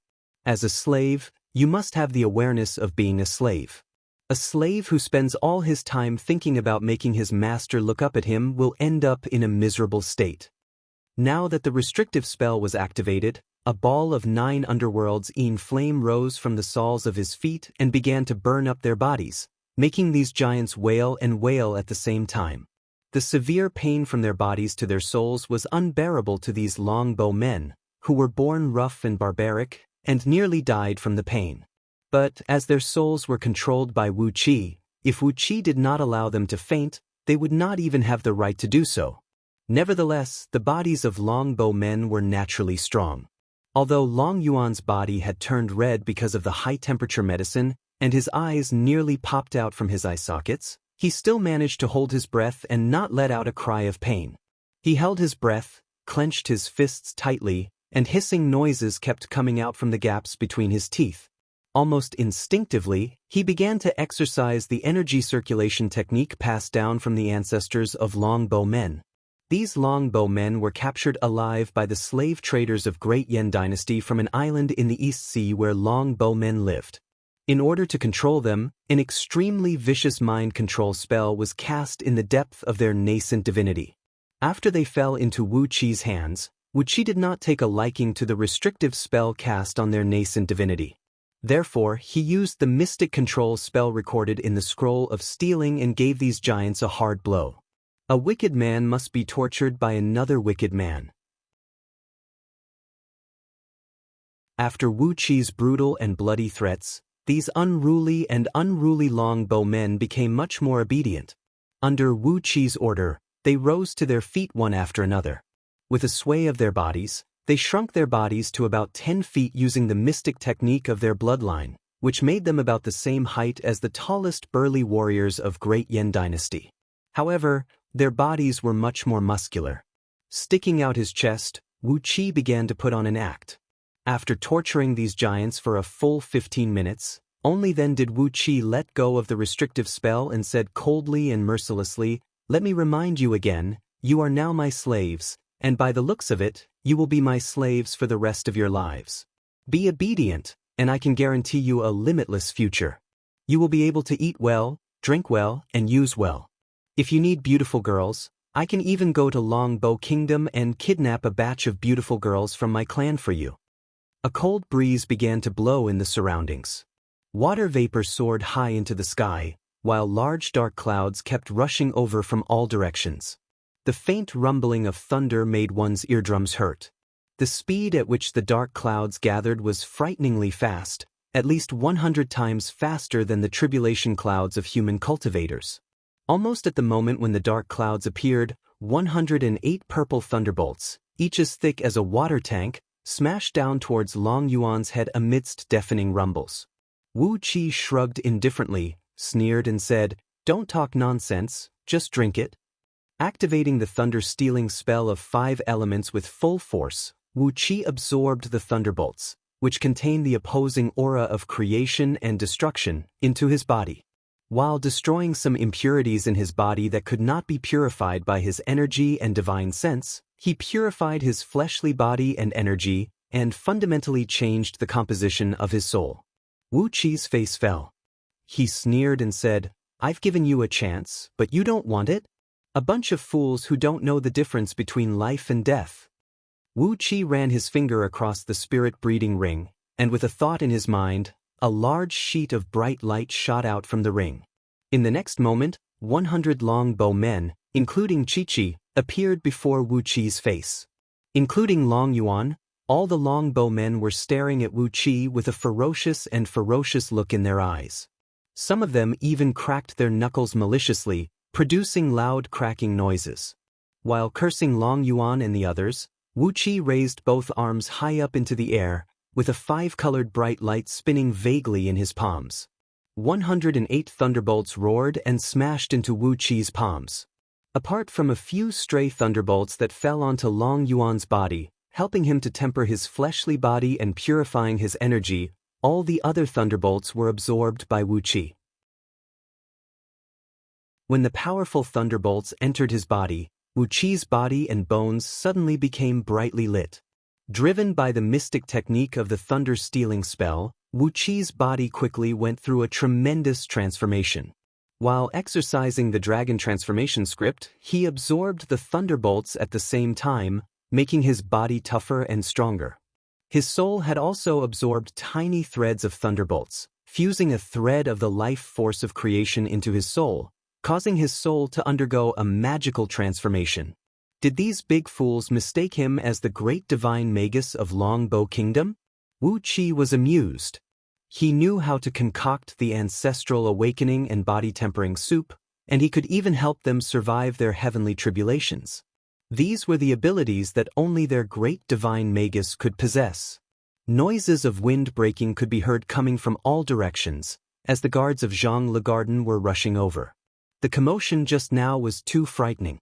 Long Yuan took over the earthen jar and gave Wu Qi a deep look. His ferocious eyes were filled with doubt and disbelief. Shaking his head, he said, "Ancestral awakening and body-tempering soup? We've heard of this soup before. It is a divine medicine used to stimulate the bloodline of ancient clans like us. But how could you know the formula that even the great divine magus of our clan doesn't know? You've been deceived. You've definitely been deceived. How much did you spend to get this formula?" In the end, Zhang Yi was the scapegoat. All the people of Great Yen agreed that apart from Zhang Yi, no one could sneak into Yu Palace and seize the spirit gold pearl. Wu Qi was very satisfied with this conclusion. He felt sorry for old Mr. Zhang Yi and decided to let him continue to take the blame for him. After all, he would not care about such a small crime, as the crime he had committed was too big. The theft of Yu residents did not cause any commotion in Ji City, as Yu Yi's clan could not afford to lose their face. Apart from a very few core members of Great Yen Dynasty, no one knew that the clan of a mighty general, an acquired soul gold pearl, was stolen. Scouting Office, Swallows, and other secret organizations of Great Yen Dynasty had searched the surrounding mountains and fields like crazy, yet they could not find any clues. The nearly 100 feet tall longbow man looked down at Wu Qi with a ferocious gleam in his eyes. After that, he reluctantly cupped his fist toward Wu Qi and cried out in a deep voice, "Long Yuan offers greetings, master. May I know what is the purpose of summoning Long Yuan?" The violent thunderbolts did not only attack Long Yuan, but also, intentionally or unintentionally, brought all the other longbow men in the vicinity into it. Looking at the huge thunderbolts that filled the sky, Wu Qi could not help but curse angrily. Who did the ancestors of Longbow Kingdom offend? I've never seen such a Jin Dan tribulation. How many wicked things had your ancestors done to deserve 108 Jin Dan Thunder tribulations? Wu Qi handed the jar to the first summoned Long Yuan, then said in a cold voice, "This is the ancestral awakening and body-tempering soup that I've spent countless efforts concocting for you during the past 7 days. After consuming it, there is a great chance that the bloodline of the ancient heavenly god in your body will be awakened. If you succeed, your cultivation base will skyrocket, and you will become the strongest warriors of Longbow Kingdom." Without any bottleneck or obstacle, his Jin Dan was formed just like that. The formidable innate talent of the Longbow men was fully revealed. 7 days later, in a small hilly area located at the southeast corner of Garden of Zhonglu, the imperial garden of Great Yan Dynasty, Wu Qi was panting heavily as he took out a bowl of soup from a huge cauldron in front of him. It was pitch black in color, sticky like glue, and had a layer of golden flame hovering on its surface, emitting a strange fragrance that refreshed one's heart and mind. He poured the nearly 50 kilograms of soup into a small earthen jar, then moved his finger. A beam of bright light shot out from the spirit-breeding ring, from which a tall and burly longbow man walked out with big strides.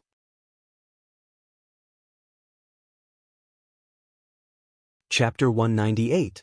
After smoothly helping Long Yuan form his gold core and avoiding the Thunder Tribulation, which was a deadly tribulation for all Longbow people, Wu Qi had not only become the master who controlled the life and death of their fleshly bodies, he had also become an existence like the great divine magus who dominated their faith. After making up a story and sending away the guards of Zhonglu Garden, forbidding them from approaching the cave again, Wu Qi looked up at the cave wall above him, which was split open by the Jin Dan Thunder Tribulation. He sighed with mixed emotions once again. How angry did the ancestors of Longbow people have to be that they would send such a tribulation to their descendants? The rock layer, which was over 100 feet thick, was forcefully blasted apart by the airwaves brought up by the Thunder Tribulation. The power of this heavenly tribulation was simply too frightening. This cave was the place where the alchemists in the imperial palace concocted all sorts of medicinal pills for Yen Dan when he was cultivating in seclusion in Zhonglu Garden. Many defensive formations had been deployed in this cave, but none of them could withstand the sudden Jin Dan Thunder Tribulation. The Thunder Tribulation of Longbow people truly deserved its reputation. Wu Qi had finally witnessed it today. In the following 7 days, Wu Qi had spent a great deal of effort to concoct a cauldron full of ancestral awakening and body-tempering soup with 100 times the amount of raw materials, and fed it to all the giants of Longbow Kingdom. 99 Thunder Tribulations kept falling, and Wu Qi guided them into his body with the thunder-stealing spell of 5 elements, helping him to temper his fleshly body and evolve his soul. The Thunder Tribulation attracted by 100 Longbow people was almost as powerful as the Jin Dan Thunder Tribulation of 10,000 ordinary human cultivators. Wu Qi's fleshly body was getting stronger and stronger, and after absorbing over 10,000 bolts of Jin Dan Thunder Tribulation, his soul had formed an insignificant nascent divinity. It was a nascent divinity that could only be formed after the soul had evolved and evolved. A nascent divinity that only formidable cultivators of nascent soul and divinity transformation could possess. A few months ago, when Wu Qi witnessed Princess Zhonglu going through the Jin Dan Thunder Tribulation, he wanted to use the thunder-stealing spell of 5 elements to absorb the heavenly thunder essence qi and use it to condense his vital spirit. Today, he finally succeeded. Just like a piece of pure gold in the desert, the quantitative change led to the qualitative change. As soon as this wisp of primordial spirit was condensed, Wu Qi's nearly substantial soul sense quickly underwent a qualitative change. His soul sense became more and more condensed, more and more sensitive, and more elusive. His divine sense quickly evolved into the divine sense that only cultivators of nascent divinity realm could have, and even Wu Qi's soul began to experience a chain reaction. Wu Qi released his soul sense. Within the range it covered, he could only find the general direction of the flow of spiritual qi and the movements of people. Now that a wisp of his essence soul had been formed, Wu Qi's divine sense was like water ripples that could cover the surroundings. He could clearly feel the changes in every grain of sand on the ground. No matter it was the clarity or sensitivity, It was at least 1,000 times better than his previous sensing ability.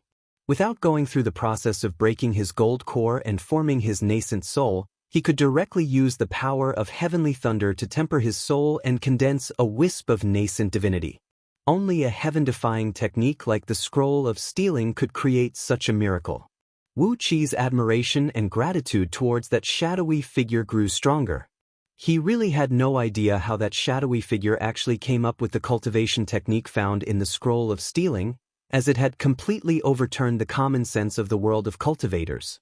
After putting all 100 longbow men who had formed the Jin Dan back into the spirit breeding ring, and letting them slowly study and practice the heavenly 100 spirit warring formation, Wu Qi tidied up the messy cave abode. After that, he obediently sat down in the cave abode and consumed some pills, recuperating his body and spirit, preparing to form the Jin Dan with the mystic technique. A few days later, Princess Zhonglu, Nye Baihong, Jing Ku, and Gao Jianli arrived at Zhonglu Park almost at the same time. Upon seeing them, Princess Zhonglu waved her sleeve complacently, throwing out several dozens of jade bottles that shone brightly. She had brought a great amount of spirit pills and medicines from the imperial treasury, which could protect and nourish the corporeal body and restrain the soul. All these could greatly increase the probability of Wu Qi forming the Jin Dan with the help of external force, lessen the pain he had to suffer, and greatly reduce the risk of his corporeal body being crushed by the impact of external force.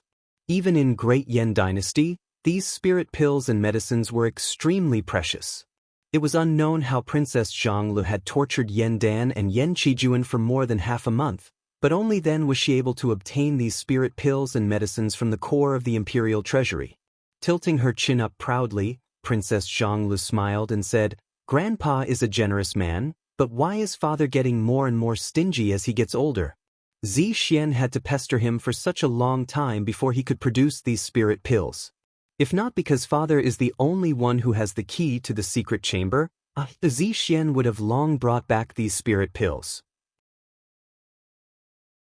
Jing Ke brought a set of armor of mid-grade magical treasure level, a dozen powerful mechanical concealed weapons produced by Mo sect, 30 Jin Dan which was dug out from the body of a human immortal of Jin Dan, and a great amount of powerful spirit pills that could strengthen one's cultivation and shrink and compress one's energy. The armor was entirely green in color, and on its chest was a huge, three-dimensional sculpture of a dragon head.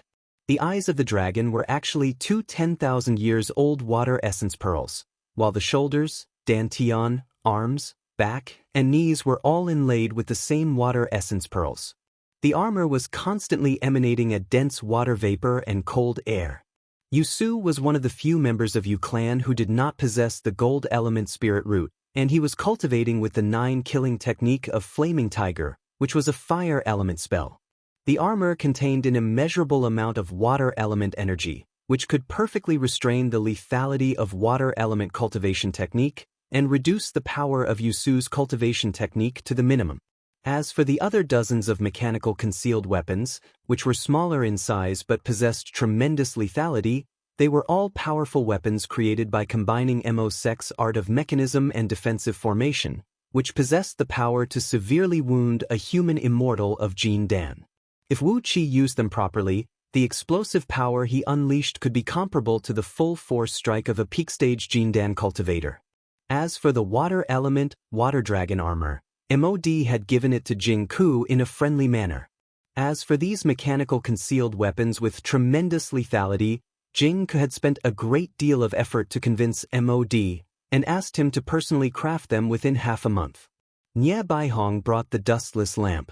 It was the dustless lamp that he and Yaonu took out from the immortal's cave of sword stems from the mind, after they had solemnly taken a bath and changed their clothes and reported to their ancestral master.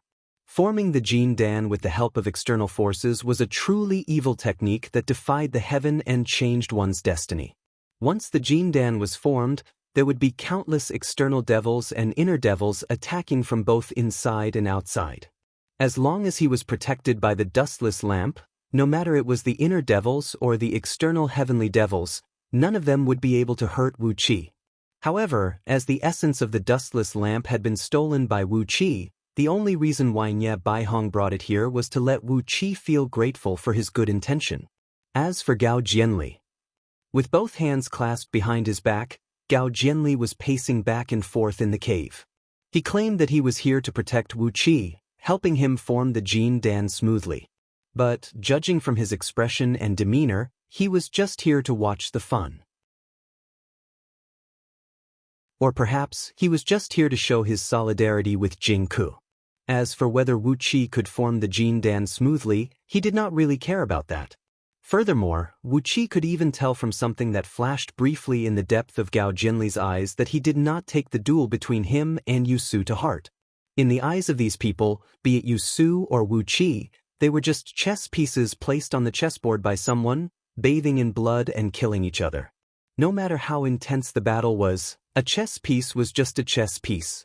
Apart from letting them see the situation on the chessboard clearly, they had no other purpose. Gao Jianli's indifferent attitude made Wu Qi very uncomfortable. Because of this uncomfortable feeling, Wu Qi did not answer the questions from the crowd about why the cave was cracked open by the thunderbolts. Instead, he sat straight down in the cave and began exercising the qi circulating technique of 5 elements. The crowd thought he was thinking about the duel of life and death with Yu Su, and thought he was very nervous. Therefore, they did not take Wu Qi's rudeness seriously. Following the steps they had discussed beforehand, they began to act. Nye Baihong hung the dustless lamp above the cave, unleashing a large sheet of green light that enveloped Wu Qi's body. Princess Zhongli then activated the energy-gathering formation underneath the cave, attracting a huge amount of natural energies and shrouding Wu Qi's body, improving the success rate of him forming his gold core. Gao Jianli placed both palms on the ground and stood guard at the entrance of the cave, preventing any outsiders from entering and threatening Wu Qi.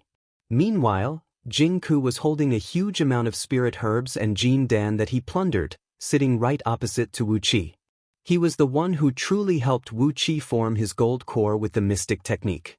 Not only did he have to restrain the rampaging medicinal strength and Jin Dan energies in Wu Qi's body, he also had to help Wu Qi resist the thunder tribulation of Jin Dan.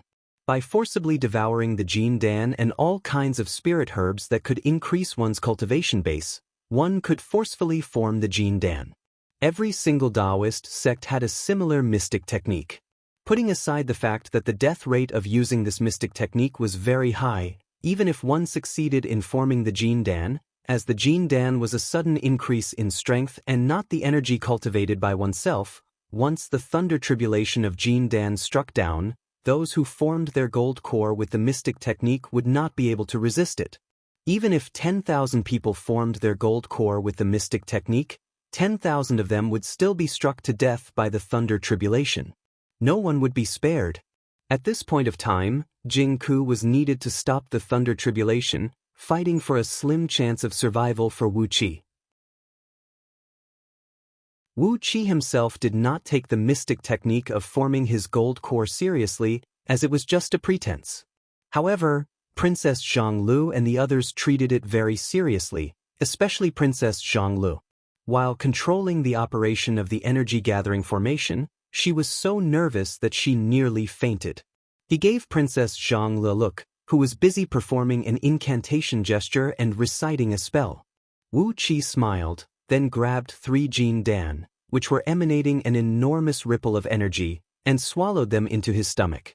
Wu Qi's action scared Jingku so much that the muscles on his face were twitching, fearing that Wu Qi would explode in the next moment. However, Wu Qi's performance had taken everyone by surprise. He did not suffer too much pain or struggle, and did not experience any complicated transformation. After he finished all 30 Jin Dan and all the spirit herbs that could increase one's cultivation base brought by Jingku, he circulated his energy 36 times according to the qi circulating technique of 5 elements, and finally, a Jin Dan was formed in his dantian. All this was even easier than forming the Jin Dan for the people of Longbow Kingdom.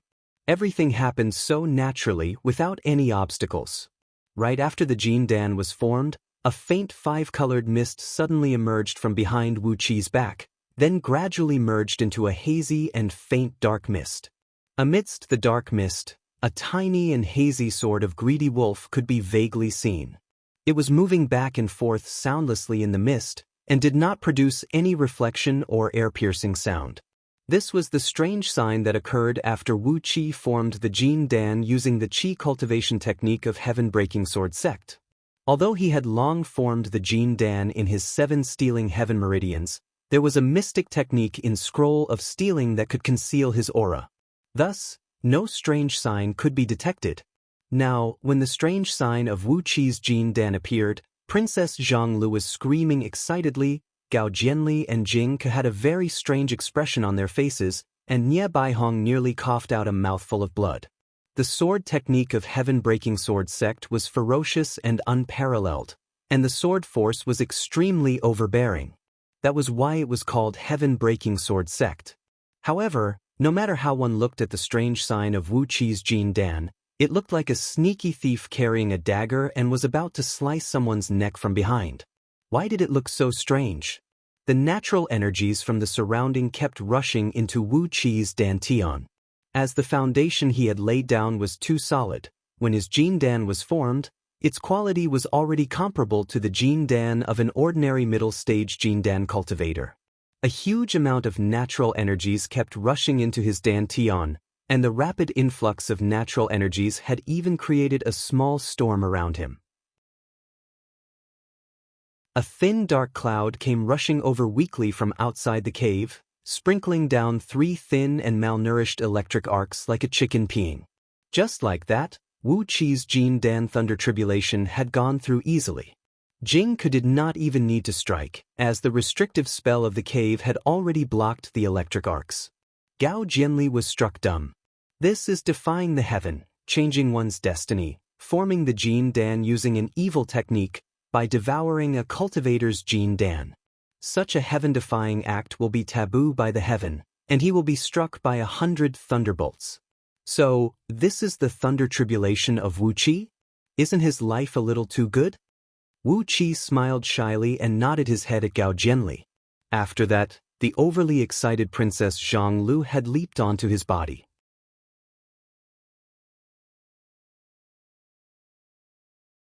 Chapter 199. Today was the day of the duel between Wu Qi and Yu Su. Early in the morning, a thick, leaden cloud had already blanketed Ji City. Snowflakes the size of a child's palm kept falling from the sky, giving the city an air of desolation. In such a harsh weather, apart from those who had to go out, the rest of the people would rather stay at home with their wives and children. Who would want to go out and suffer the cold? On the drill ground of the imperial palace of Great Yen, banners were fluttering in the wind, and battle cries were rumbling like thunder. An imperial army consisting of 10,000 imperial eunuchs, clad in heavy armors and holding heavy sabers that measured 15 feet long, was practicing a battle formation in the drill ground. Drums were beating like thunder, bugles shaking the sky. 10,000 imperial army soldiers were running back and forth on the drill ground, measuring a few miles in both width and length. Their murderous aura shattered the snowflakes falling from the sky, and the accumulated snow on the ground had been melted into water by the heat emitted from their bodies. On the observation stands surrounding the drill ground, several thousand of the most influential members of Great Yen Dynasty, including Yen Dan, were sitting on the throne, quietly watching the drill of the imperial army. After a full 2 hours of drill, when those imperial army soldiers were soaked in sweat and kept dripping down through the gaps of their armors, Yen Dan, who was sitting on the throne, slowly raised his right hand. Standing next to Yen Dan, Ma Yi cried out sternly, "His Majesty has decreed, stop the drill." Ma Yi's loud cry made 10,000 imperial army soldiers halt immediately. They lined up into a phalanx formation in the drill ground of Chi-Chi, then knelt down on one knee toward Yen Dan. When the knees of these heavily armored imperial army soldiers touched the ground, a thunderous sound rang out, shaking the surrounding palaces and pavilions, and causing the accumulated snow on the roof tiles to slide down from the tiles. Yen Dan nodded his head satisfyingly, then said coolly, "Not bad. I can tell that all of you have put in a lot of effort in your daily training. Each of you will be rewarded with 20 gold coins. You are dismissed." Ma Yi stuck out his chest and cried out sternly, His Majesty has decreed that every Imperial Army soldier will be rewarded with 10 gold coins. Thank you. One after another, all the Imperial Army soldiers bowed their heads and shouted, "Long live the Emperor." After that, they rose to their feet in unison and strode out of the drill ground. A sonorous beast cry rang out. Yusu, who had been waiting impatiently for a long time, carried his golden spear and rode into the drill ground on his golden-eyed Qilin horse. He swaggered back and forth on the drill ground for 3 rounds before finally sitting on the back of his horse and cupping his fists toward Yen Dan. "Your Majesty, Duke of Tianjin, please come out." Yen Dan coughed softly and turned his head to look at a curtain wrapped in purple brocade under a reading platform on the west side. Looking down from above, he could clearly see every single movement behind the curtain. With the help of Meng Xiaobai and a few other men, Wu Qi, who was clad in a pale green undershirt, was slowly putting on an inner layer of golden silk soft armor, then a chain mail armor in the middle. Finally, he put on a layer of Great Yan's standard green steel armor. This set of triple armor weighed more than 380 kilograms, and the process of wearing it was extremely complicated. On top of that, Meng Xiaobai and the others did not have the experience of helping someone put on an armor. As a result, even after a full 15 minutes, Wu Qi still had not finished putting on the armor. Princess Zhonglu was standing on the reading platform right next to the curtain. She poked half of her body out from the railing, waving her hands and scolding Meng Xiaobai, "Idiot Xiaobai, you've buckled the hook in the wrong place. That is the crotch guard. Why are you putting it on your chest? Don't buckle the heart guard mirror on your buttocks. Do you guys know how to wear heavy armor? Do you even know how to wear heavy armor?" Yen Dan narrowed his eyes and suddenly laughed. Shaking his head, he turned to Yusu and said, "Yusu, Duke of Tianjin is still putting on the armor. Just wait for a moment." Yusu's face turned blue with anger. He turned his mount around and glared at the direction of the curtain. Suddenly, he roared at the top of his voice, "Wu Qi, how dare you hurt my son for no reason? Today Yusu, will make you pay with your blood." Right on the reading platform where Princess Zhonglu was standing, Lu Qingfeng had his hands clasped behind his back, staring straight at Yusu with a gloomy face. After staring fixedly at Yusu for a long while, Lu Qingfeng snorted and said word by word in a low voice, "If even a single hair of Wu Qi's is harmed today, I swear that sooner or later, I'll use the heaven and earth overturning 3 lives tribulations formation and slaughter every single member of Yu clan." Lu Qingfeng had kept his voice extremely low, but the group of over 20 young men who were dressed like scholars could hear him loud and clear. They exchanged a glance, then nodded their heads at the same time. These young men were the sons of concubines from the influential clans of Lu Kingdom, who had received the letter from Lu Qingfeng and came to Ji City from the Lu Kingdom. At this point in time, they had already taken up various positions under Lu Qingfeng's tutelage, which had greatly alleviated the shortage of talents in Lu Qingfeng's Duke Yan Li's mansion. Now Lu Qingfeng was their master. As the saying goes, when the master is humiliated, the ministers must die. Their life and death, honor and disgrace had become one with Lu Qingfeng, so naturally, they had to advance and retreat together. Lu Ziyuan, who had lost an arm, stood gingerly next to Lu Qingfeng. He too was staring at Yusu with his teeth clenched tightly.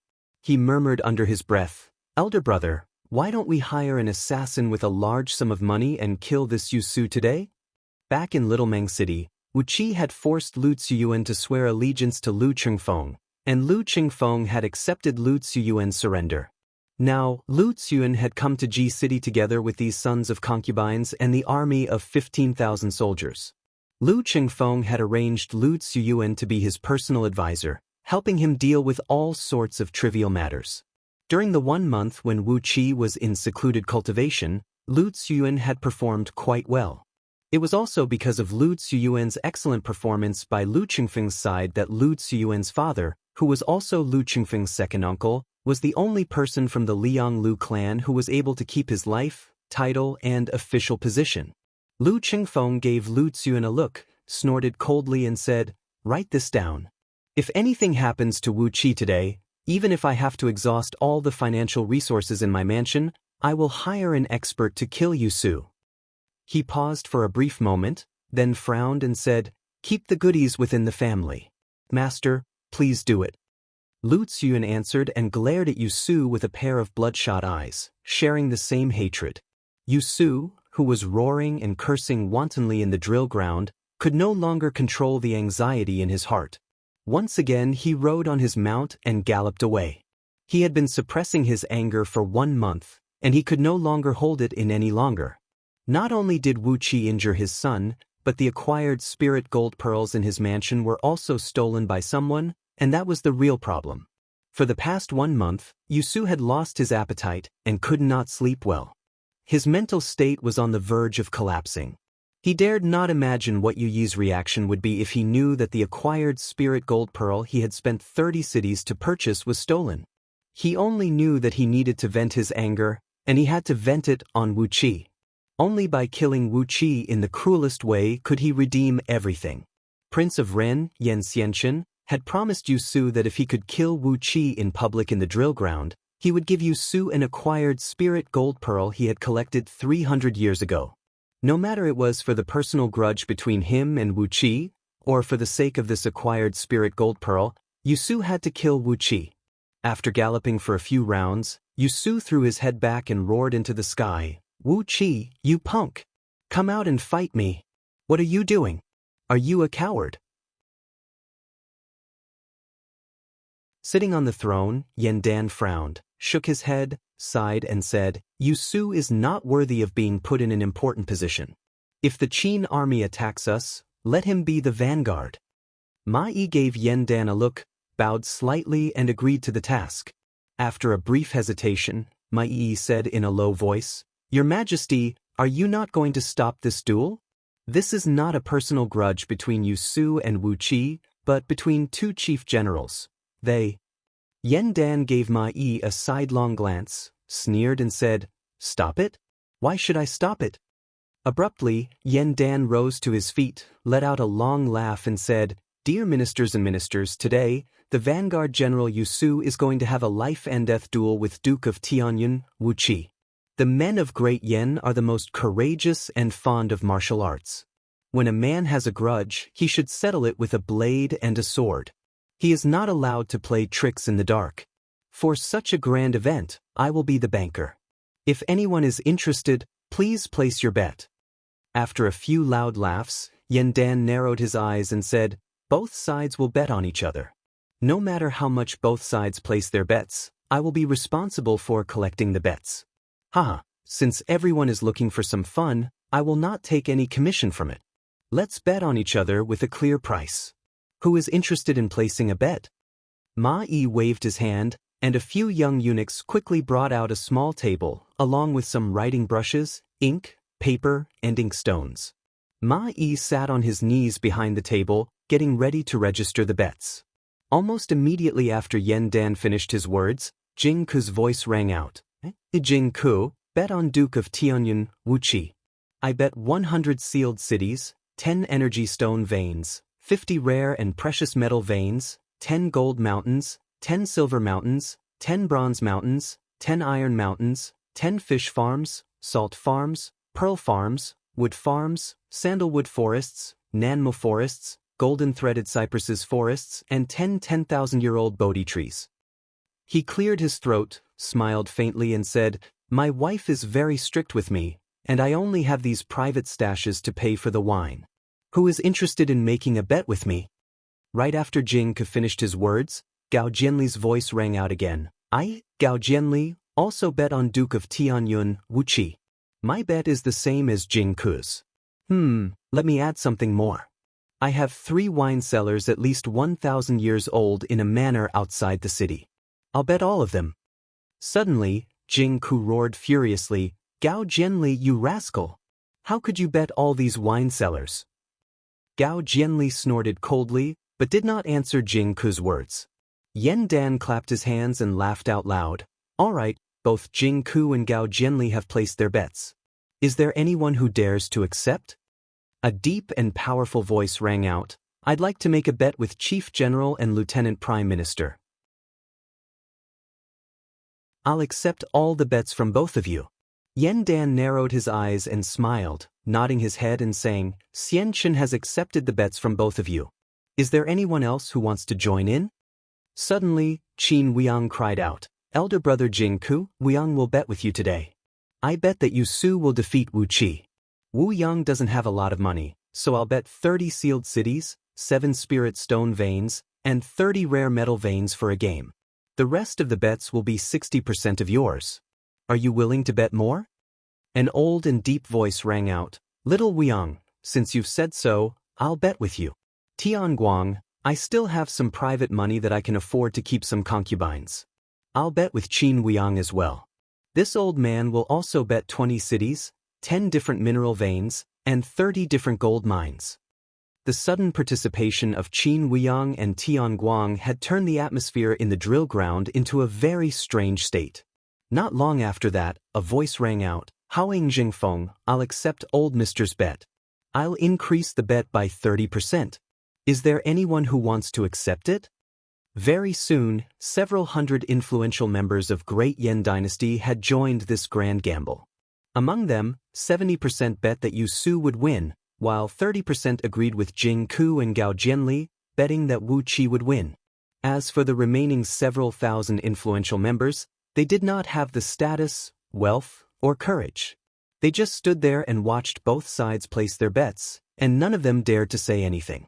However, when it came to the bets, the people represented by Jing Ku and Gao Jianli were at an absolute disadvantage. As the number of people on the opposite side was greater than theirs, the huge amount of bets they put together was at least 2 times more than theirs. If Jing Ku and Gao Jianli insisted on taking out the corresponding amount of bets, it would most likely hurt the fundamental interests of their clans. Jing Ku clenched his teeth, and as he was about to take out a sufficient amount of bets to fight against the opposite side, Mod and Su Qin suddenly appeared on the platform behind Yen Dan. Mod said softly, Mo sect will bear all the bets that Jing Ku and Gao Jianli lack. Su Qin even chuckled and said, besides that, Su Qin will bet 30% of the total amount of bets that Wu Qi will win this round. Who wants to accept it?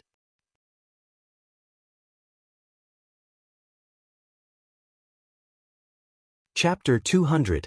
Indifferently, Yen Dan said, Fine, Yen Dan swears with my prime divine soul that if Yu Su defeats Wu Qi, when we join hands to deal with the Qin dynasty, Yen Dan will obey all reasonable orders given by Lao Ai. Raising his right hand up high, Yen Dan's wrist suddenly split open and sprayed out a stream of blood, which then condensed into a blood bead glinting with runes and exploded. Yu Su let out a wild cry in anger. While coughing out the blood, he rose to his feet and charged towards Wu Qi with the spear in his hand. The cultivation base of Jin Dan. Lao Ai and Yen Xianchen roared together as if they had just seen a ghost. Then, Yen Dan giggled like a hen who had just eaten some millet. Lao Ai, Wu Qi has taken a risk by using a mystic technique to seize the energy and condense the pill. Within 1 month, he has formed the Jin Dan, and is now able to control the acquired spirit pearl to hurt someone. Do you think a Dan is so easily tricked? Yu Su sneered, raised the golden spear high up into the sky and gave a long and mighty cry. Wu Qi, the enmity between you and me will be settled today. Everyone on the drill ground had their expressions changed, turning to look at Lao Ai with a strange look. The great sun magic could regrow a broken limb? Frowning and pondering for a while, Yen Dan sneered and said, Lao Ai, what makes you think you can bet with me? Wu Qi gave the bull-headed beast's head a fierce slap with the spear, then gave a loud roar and interrupted Yu Su's words, Cut the crap. You want to kill me, isn't it because Yen Xianchen has promised your son to marry Princess Zhonglu? You want to kill me, isn't it because Yen Xianchen has promised you that he can regrow that broken limb of yours? Lao Ai, Yen Xianchen, what enmity do I have with you? Why are you targeting Wu Qi like this? A loud boom rang out, as the 2 spirit pearls smashed viciously onto Yu Su's chest, shattering his heavy armor into pieces. Blood burst out from his 7 apertures, and he howled miserably as he was knocked flying a mile away. The Qilin horse he was riding on was even blown away by the strong wind brought about by the 2 spirit pearls, and its huge body exploded into pieces. Lao Ai looked at Yen Dan in surprise, shook his head, and said with a sigh, So your highness already knows? I thought you didn't know. However, this kind of trifling matter didn't matter. Does your highness have the guts to accept the wager? Yusu was struck dumb, Yan Xianchen was struck dumb, and Lao Ai was struck dumb. On the platform, Yen Dan's expression did not change at all. He shouted, Mr. Su Qin, take out 30% of the total bet and bet on Marquis Tian Yun Wu Qi's victory. Does anyone dare to accept Mr. Su Qin's bet? Yen Dan nodded his head slowly, then said with a deep voice, the commandment of Great Yen Imperial Clan has only one purpose. Only the true elites are allowed to stay in Great Yan's imperial court. Those who are eliminated must go into secluded cultivation. If they want to survive in this world, if they don't do this, Great Yen would have been wiped out by the barbarians more than 10 times. Xianchen, you've done well. You've taken Lao Ai as your master, colluding with Wei clan for many years, haven't you? Wu Qi turned his head and looked at Yen Dan. Lao Ai gave a creepy smile. He gave Wu Qi a look, who had retracted all his aura, and said complacently, if Lao Ai still loses like this, he will really enter the palace and become a eunuch. As long as you, Yen Dan, have the guts to accept it, Lao Ai will really enter the palace and become a eunuch. Ha ha ha. He could not say something like executing his entire clan. No matter what, Yu Yi was the meritorious minister who had followed Yen Dan and established Great Yen dynasty. He could not execute his entire clan. Yen Dan pondered for a brief moment. He gave Yen Xianchen a look, who stood respectfully next to Lao Ai, then suddenly burst into a loud laughter and said, Xianchen, what do you want to say? Yen Dan gave Jing Ku a look.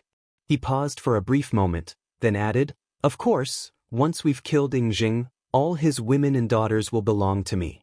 I've fucked his birth mother and now, I'm going to fuck all his women and daughters.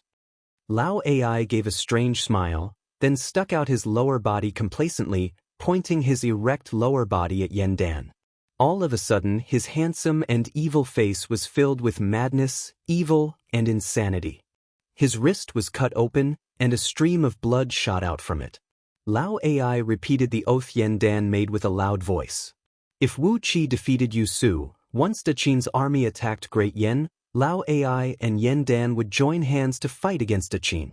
As long as Yen Dan did not give any random order that would send Lao Ai to his death or suicide, Lao Ai would definitely obey the military order. The blood condensed into a blood pearl of oath, then gradually disintegrated amidst the blinking runes. All of a sudden, from the viewing platform where Yen Xianchen, the Prince of Ren, was heard a voice that was slightly hoarse, yet powerful, filled with charm and an indescribable sense of evil. In that case, Lao Ai will accept the 30% stake. Crown Prince, Your Highness Dan, it has been many years since we last met. It looks like everything is well. Lao Ai was so angry that his limbs were trembling. Disregarding everything, he screamed, Yu Su, stand up. Kill this guy for me.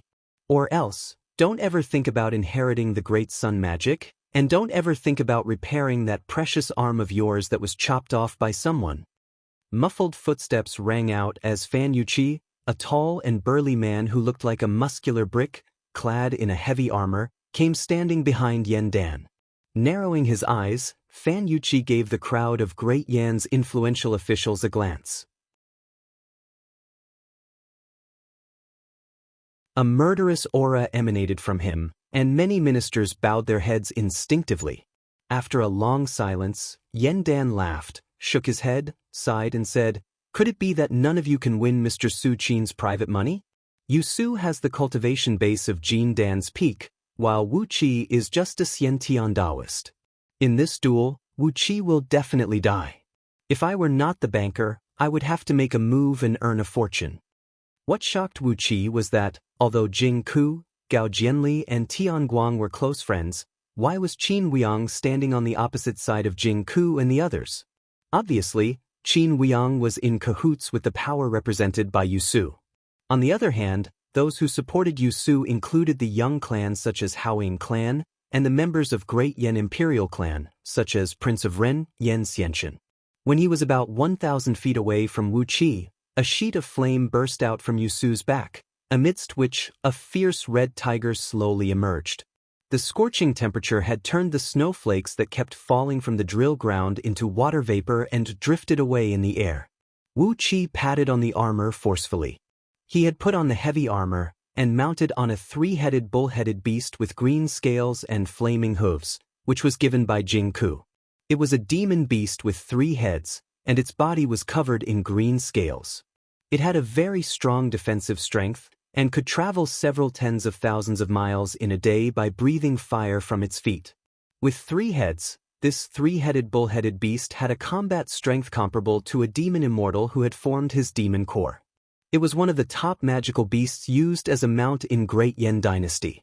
Wu Qi answered weakly, then controlled the bull-headed beast and walked slowly out from the curtain. He was clad in a heavy armor, holding an iron-tipped spear with a pewter stick in his hand as he walked slowly towards Yusu. Yen Xianxun's body trembled once again.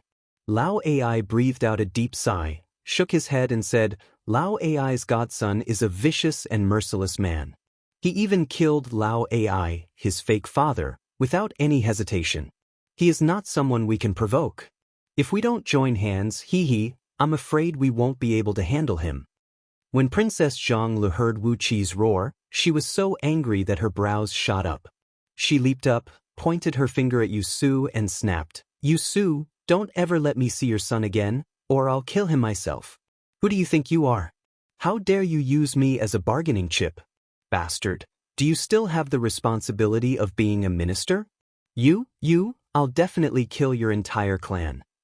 Standing next to Princess Zhonglu, Bai Zuer, and a few ghost immortals leaped forward and covered Princess Zhongli's little mouth with their hands.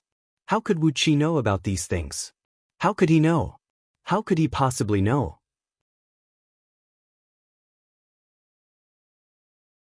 Narrowing his eyes, Yen Dan laughed and said, Lao Ai, I can't believe you've been hiding in Great Yen. I never expected this. You couldn't hold it in any longer, so you came out?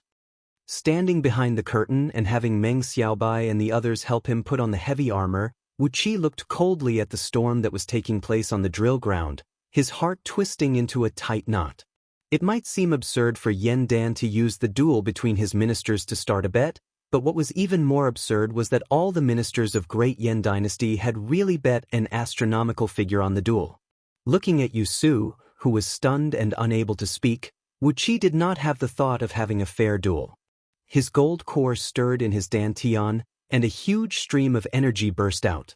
The acquired pearls of Earth Spirit and Wood Spirit, which were wheeling restlessly around the gold core, transformed into 2 bright beams and shot out from his mouth. Taking a deep breath, Yen Dan cried out, Wu Qi, if you can win today, I'll promote you to the title of Duke with gold seal and purple ribbon. A strange smile appeared on Yen Dan's face. He nodded his head slowly and said, Very good. I never expected to get such a great reward. Lao Ai, before I could figure out how to deal with you, you actually jumped out yourself. Lao Ai narrowed his eyes and laughed, I can't hold it in any longer, I really can't. Initially, I was thinking of controlling the Great Yen Dynasty from the dark and reap more benefits. But when that Zhang Yi came, I couldn't hold it in any longer. How about this? I'll accept the 30% bet from old Mr. Su Qin. Not only that, I'll also bet that if Wu Qi wins the duel, Lao Ai will obey His Highness' orders when he is fighting against Ding Zheng. What do you think? A short eunuch walked out from behind Yen Xianxun.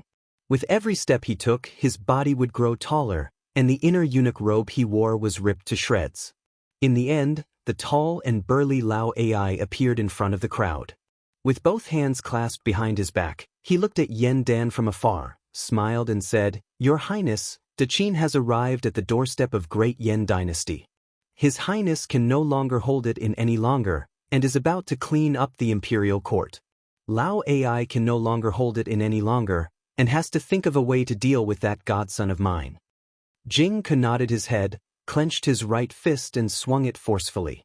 Yen Dan gave Lao Ai a deep look, then said in a low voice, I believe we all know the difference between the overall strength of Wu Qi and Yusu.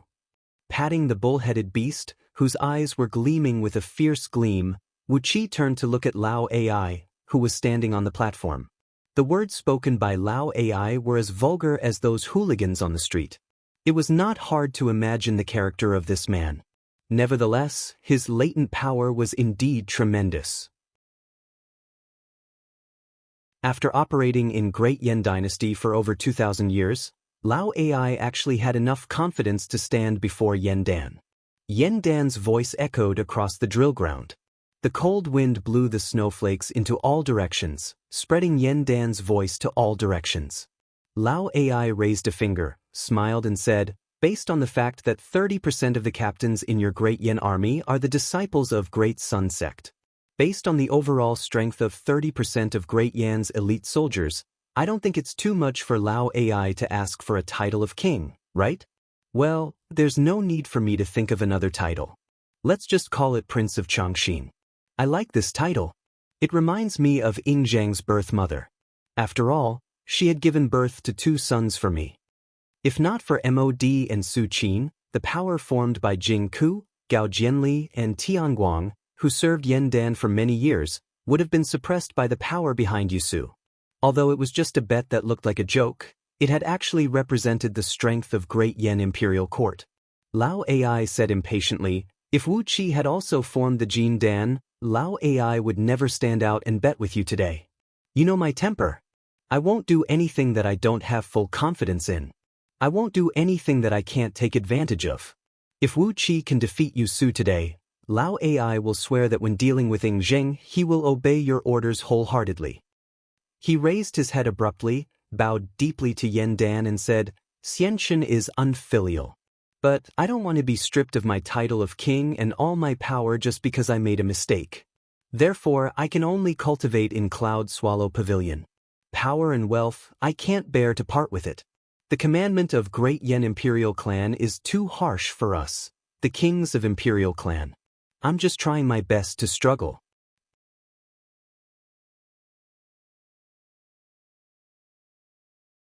Chapter 201. Being treated as a chess piece is a sad thing. Looking at Yusu, who was charging crazily at him, Wu Qi said coldly, "In the future, I will not be a chess piece. Instead, I will devour those who play chess pieces one by one. But a trash like you. I must be blind to choose you as my chess piece." Patting on the ox-headed beast, Wu Qi stretched out his left hand. Clang. A crisp ringing echoed out as a black, flat metal box, 1 foot and 3 inches long, emerged from the back of his hand, hovering about 3 inches above his arm. He sent his divine will into the box, and immediately, 2 thin crossbow arms popped out from both sides of the box, looking like the wings of a bird. As he injected his energy into the box, the crossbow arms automatically bent and knocked. After that, 3 crisp ringing noises rang out, as 3 9-inches long, thin bolts shot out from the box. The bolts had no feathers, and their arrowheads were shaped like wolf fangs with blood grooves on them. 36 layers of armor-piercing runes were engraved on the inside of the arrowheads, while the same 36 layers of gale runes were engraved on the tail. The bolts pierced through the air, leaving a several hundred feet long green beam in the air. Accompanied by ear-splitting whistling noises, they pierced through the distance of 1,000 feet and came right before Yusu's face. Yusu cried out in shock as he thrust his spear forward. His body stopped abruptly, and he swept the golden spear horizontally, hitting accurately onto the 3 bolts. 3 loud clangs rang out, as Yusu's huge body was knocked back by the tremendous force attached to the tiny bolts. He took a dozen steps back in a row. Raging flames burst out from under his feet, and with every step he took, it was as if a small bomb was exploding under his feet, opening up several tens of feet wide holes on the sturdy ground of the drill ground. Shockingly, 3 holes the size of corn grains were left on his golden spear, and the numerous runes engraved on the body of the flood dragon coiled around the spear's shaft were disrupted. The once glinting golden spear became much dimmer. Immortal striking crossbow from Mo sect. With both hands trembling, Yusu glared furiously at Wu Qi, who was standing over 1,000 feet away. Looking at the flat metal box hovering above his arm, Wu Qi shook his head and said, "I have no idea what this thing is called. Chief General Jing Ke gave it to me. If you want to blame someone, blame Jing Ke. By the way, This immortal killing crossbow was personally refined by old Mr. MOD. If you're killed by it, your Le Clan can seek revenge on old Mr. MOD, but don't look for me. On the reviewing platform, Jing Ku was gulping down mouthfuls of wine, laughing in a low voice. Standing next to Yen Dan, MOD shook his head and said, "This kid is so cunning." Although this immortal killing crossbow was personally refined by MOD, he was the one who used it to kill people. If it weren't for Jing Ku, MOD wouldn't have refined such a lethal weapon. 3 tiny bolts were bounced off by Yusu's golden spear and flew several hundred feet away, clanking noisily as they landed on the ground. MOD narrowed his eyes and glanced at the bolts on the ground. Suddenly, he sighed and said, "The arrowheads have turned blue. They must have been poisoned." The blue light condensed and did not disperse. It contained a watery glow, which should be the venomous saliva of the viper. The heavens bear witness that none of the weapons forged by MOD have been coated with poison. With his hands clasped behind his back, Su Qin smiled and said, "To coat the bolts personally forged by old Mr. Mo with poison, I like this kid." MOD twitched his mouth, shook his head and said with a smile, "This kid is not bad. It's just that he is a little bit vicious. But in this world, if one is not vicious, one will not be able to survive." While the few of them were chatting and laughing, Yusu had already let out a furious roar. A flaming cloud rushed out from under his feet as he stepped on it and flew up into the sky. With a wave of his hand, several dozens of blood-red fireballs, the size of water tanks, shot whistling down from all directions towards Wu Qi. All kinds of cultivation techniques cultivated by Yu Clan were more suitable for close combat with enemies on the battlefield. They focused on tempering their corporeal bodies and strengthening their energies, but they did not have much understanding in spells and Taoist techniques. Therefore, flying on clouds and attacking with high-temperature fireballs were the only 2 divine abilities that Yusu knew. Looking at the high-temperature fireballs falling down from above, Wu Qi scanned through them with his divine will. The temperature in the core of these fireballs was about 3,000 degrees Celsius, which was strong enough to melt gold and iron, and even ordinary rocks would be melted into lava. Any Taoist or warrior below the realm of Jin Dan would definitely have their body turned into ashes when struck by these fireballs, and even their souls would be destroyed. Wu Qi laughed mockingly, casually raising his right hand and throwing out several dozens of punches with ease. The punches shattered the air, bringing up circles of tiny air blasts and ripples. The dozens of fireballs were shattered by Wu Qi's punches. Large sheets of blood-red flame poured down from the sky, sticking to the ground around Wu Qi, burning the ground and causing it to sink. A shallow layer of lava rose and formed tiny bubbles on the ground.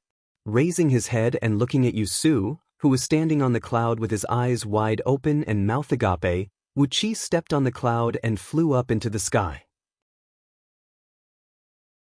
The acquired pearls of earth and wood element wheeled slowly around him for a while, then he opened his mouth and swallowed them into his stomach.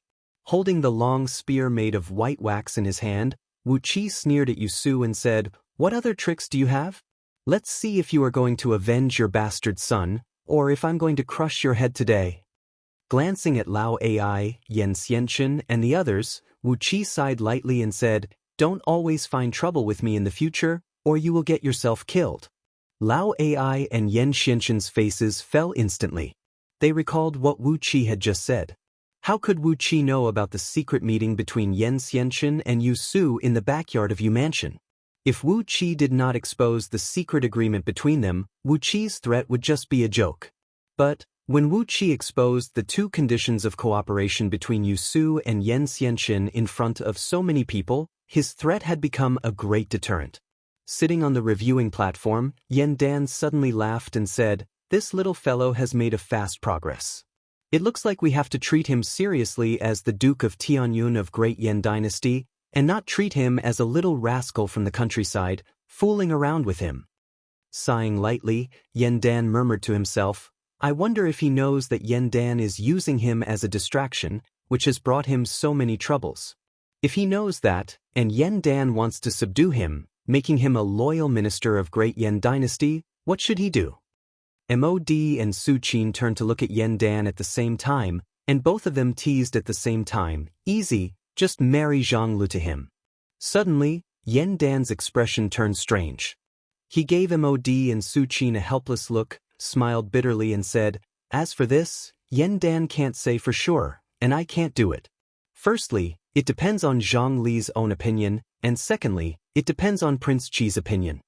Shaking his head, Yen Dan murmured under his breath, "I've chopped off the heads of 7 clan leaders, and all 8 princes have their own thoughts. I can't force the crown prince to go against me, or else, this great Yen dynasty will really fall apart." The 3 of them turned to look at Wu Qi and Yu Su, who were hovering above the drill ground, and sighed lightly at the same time.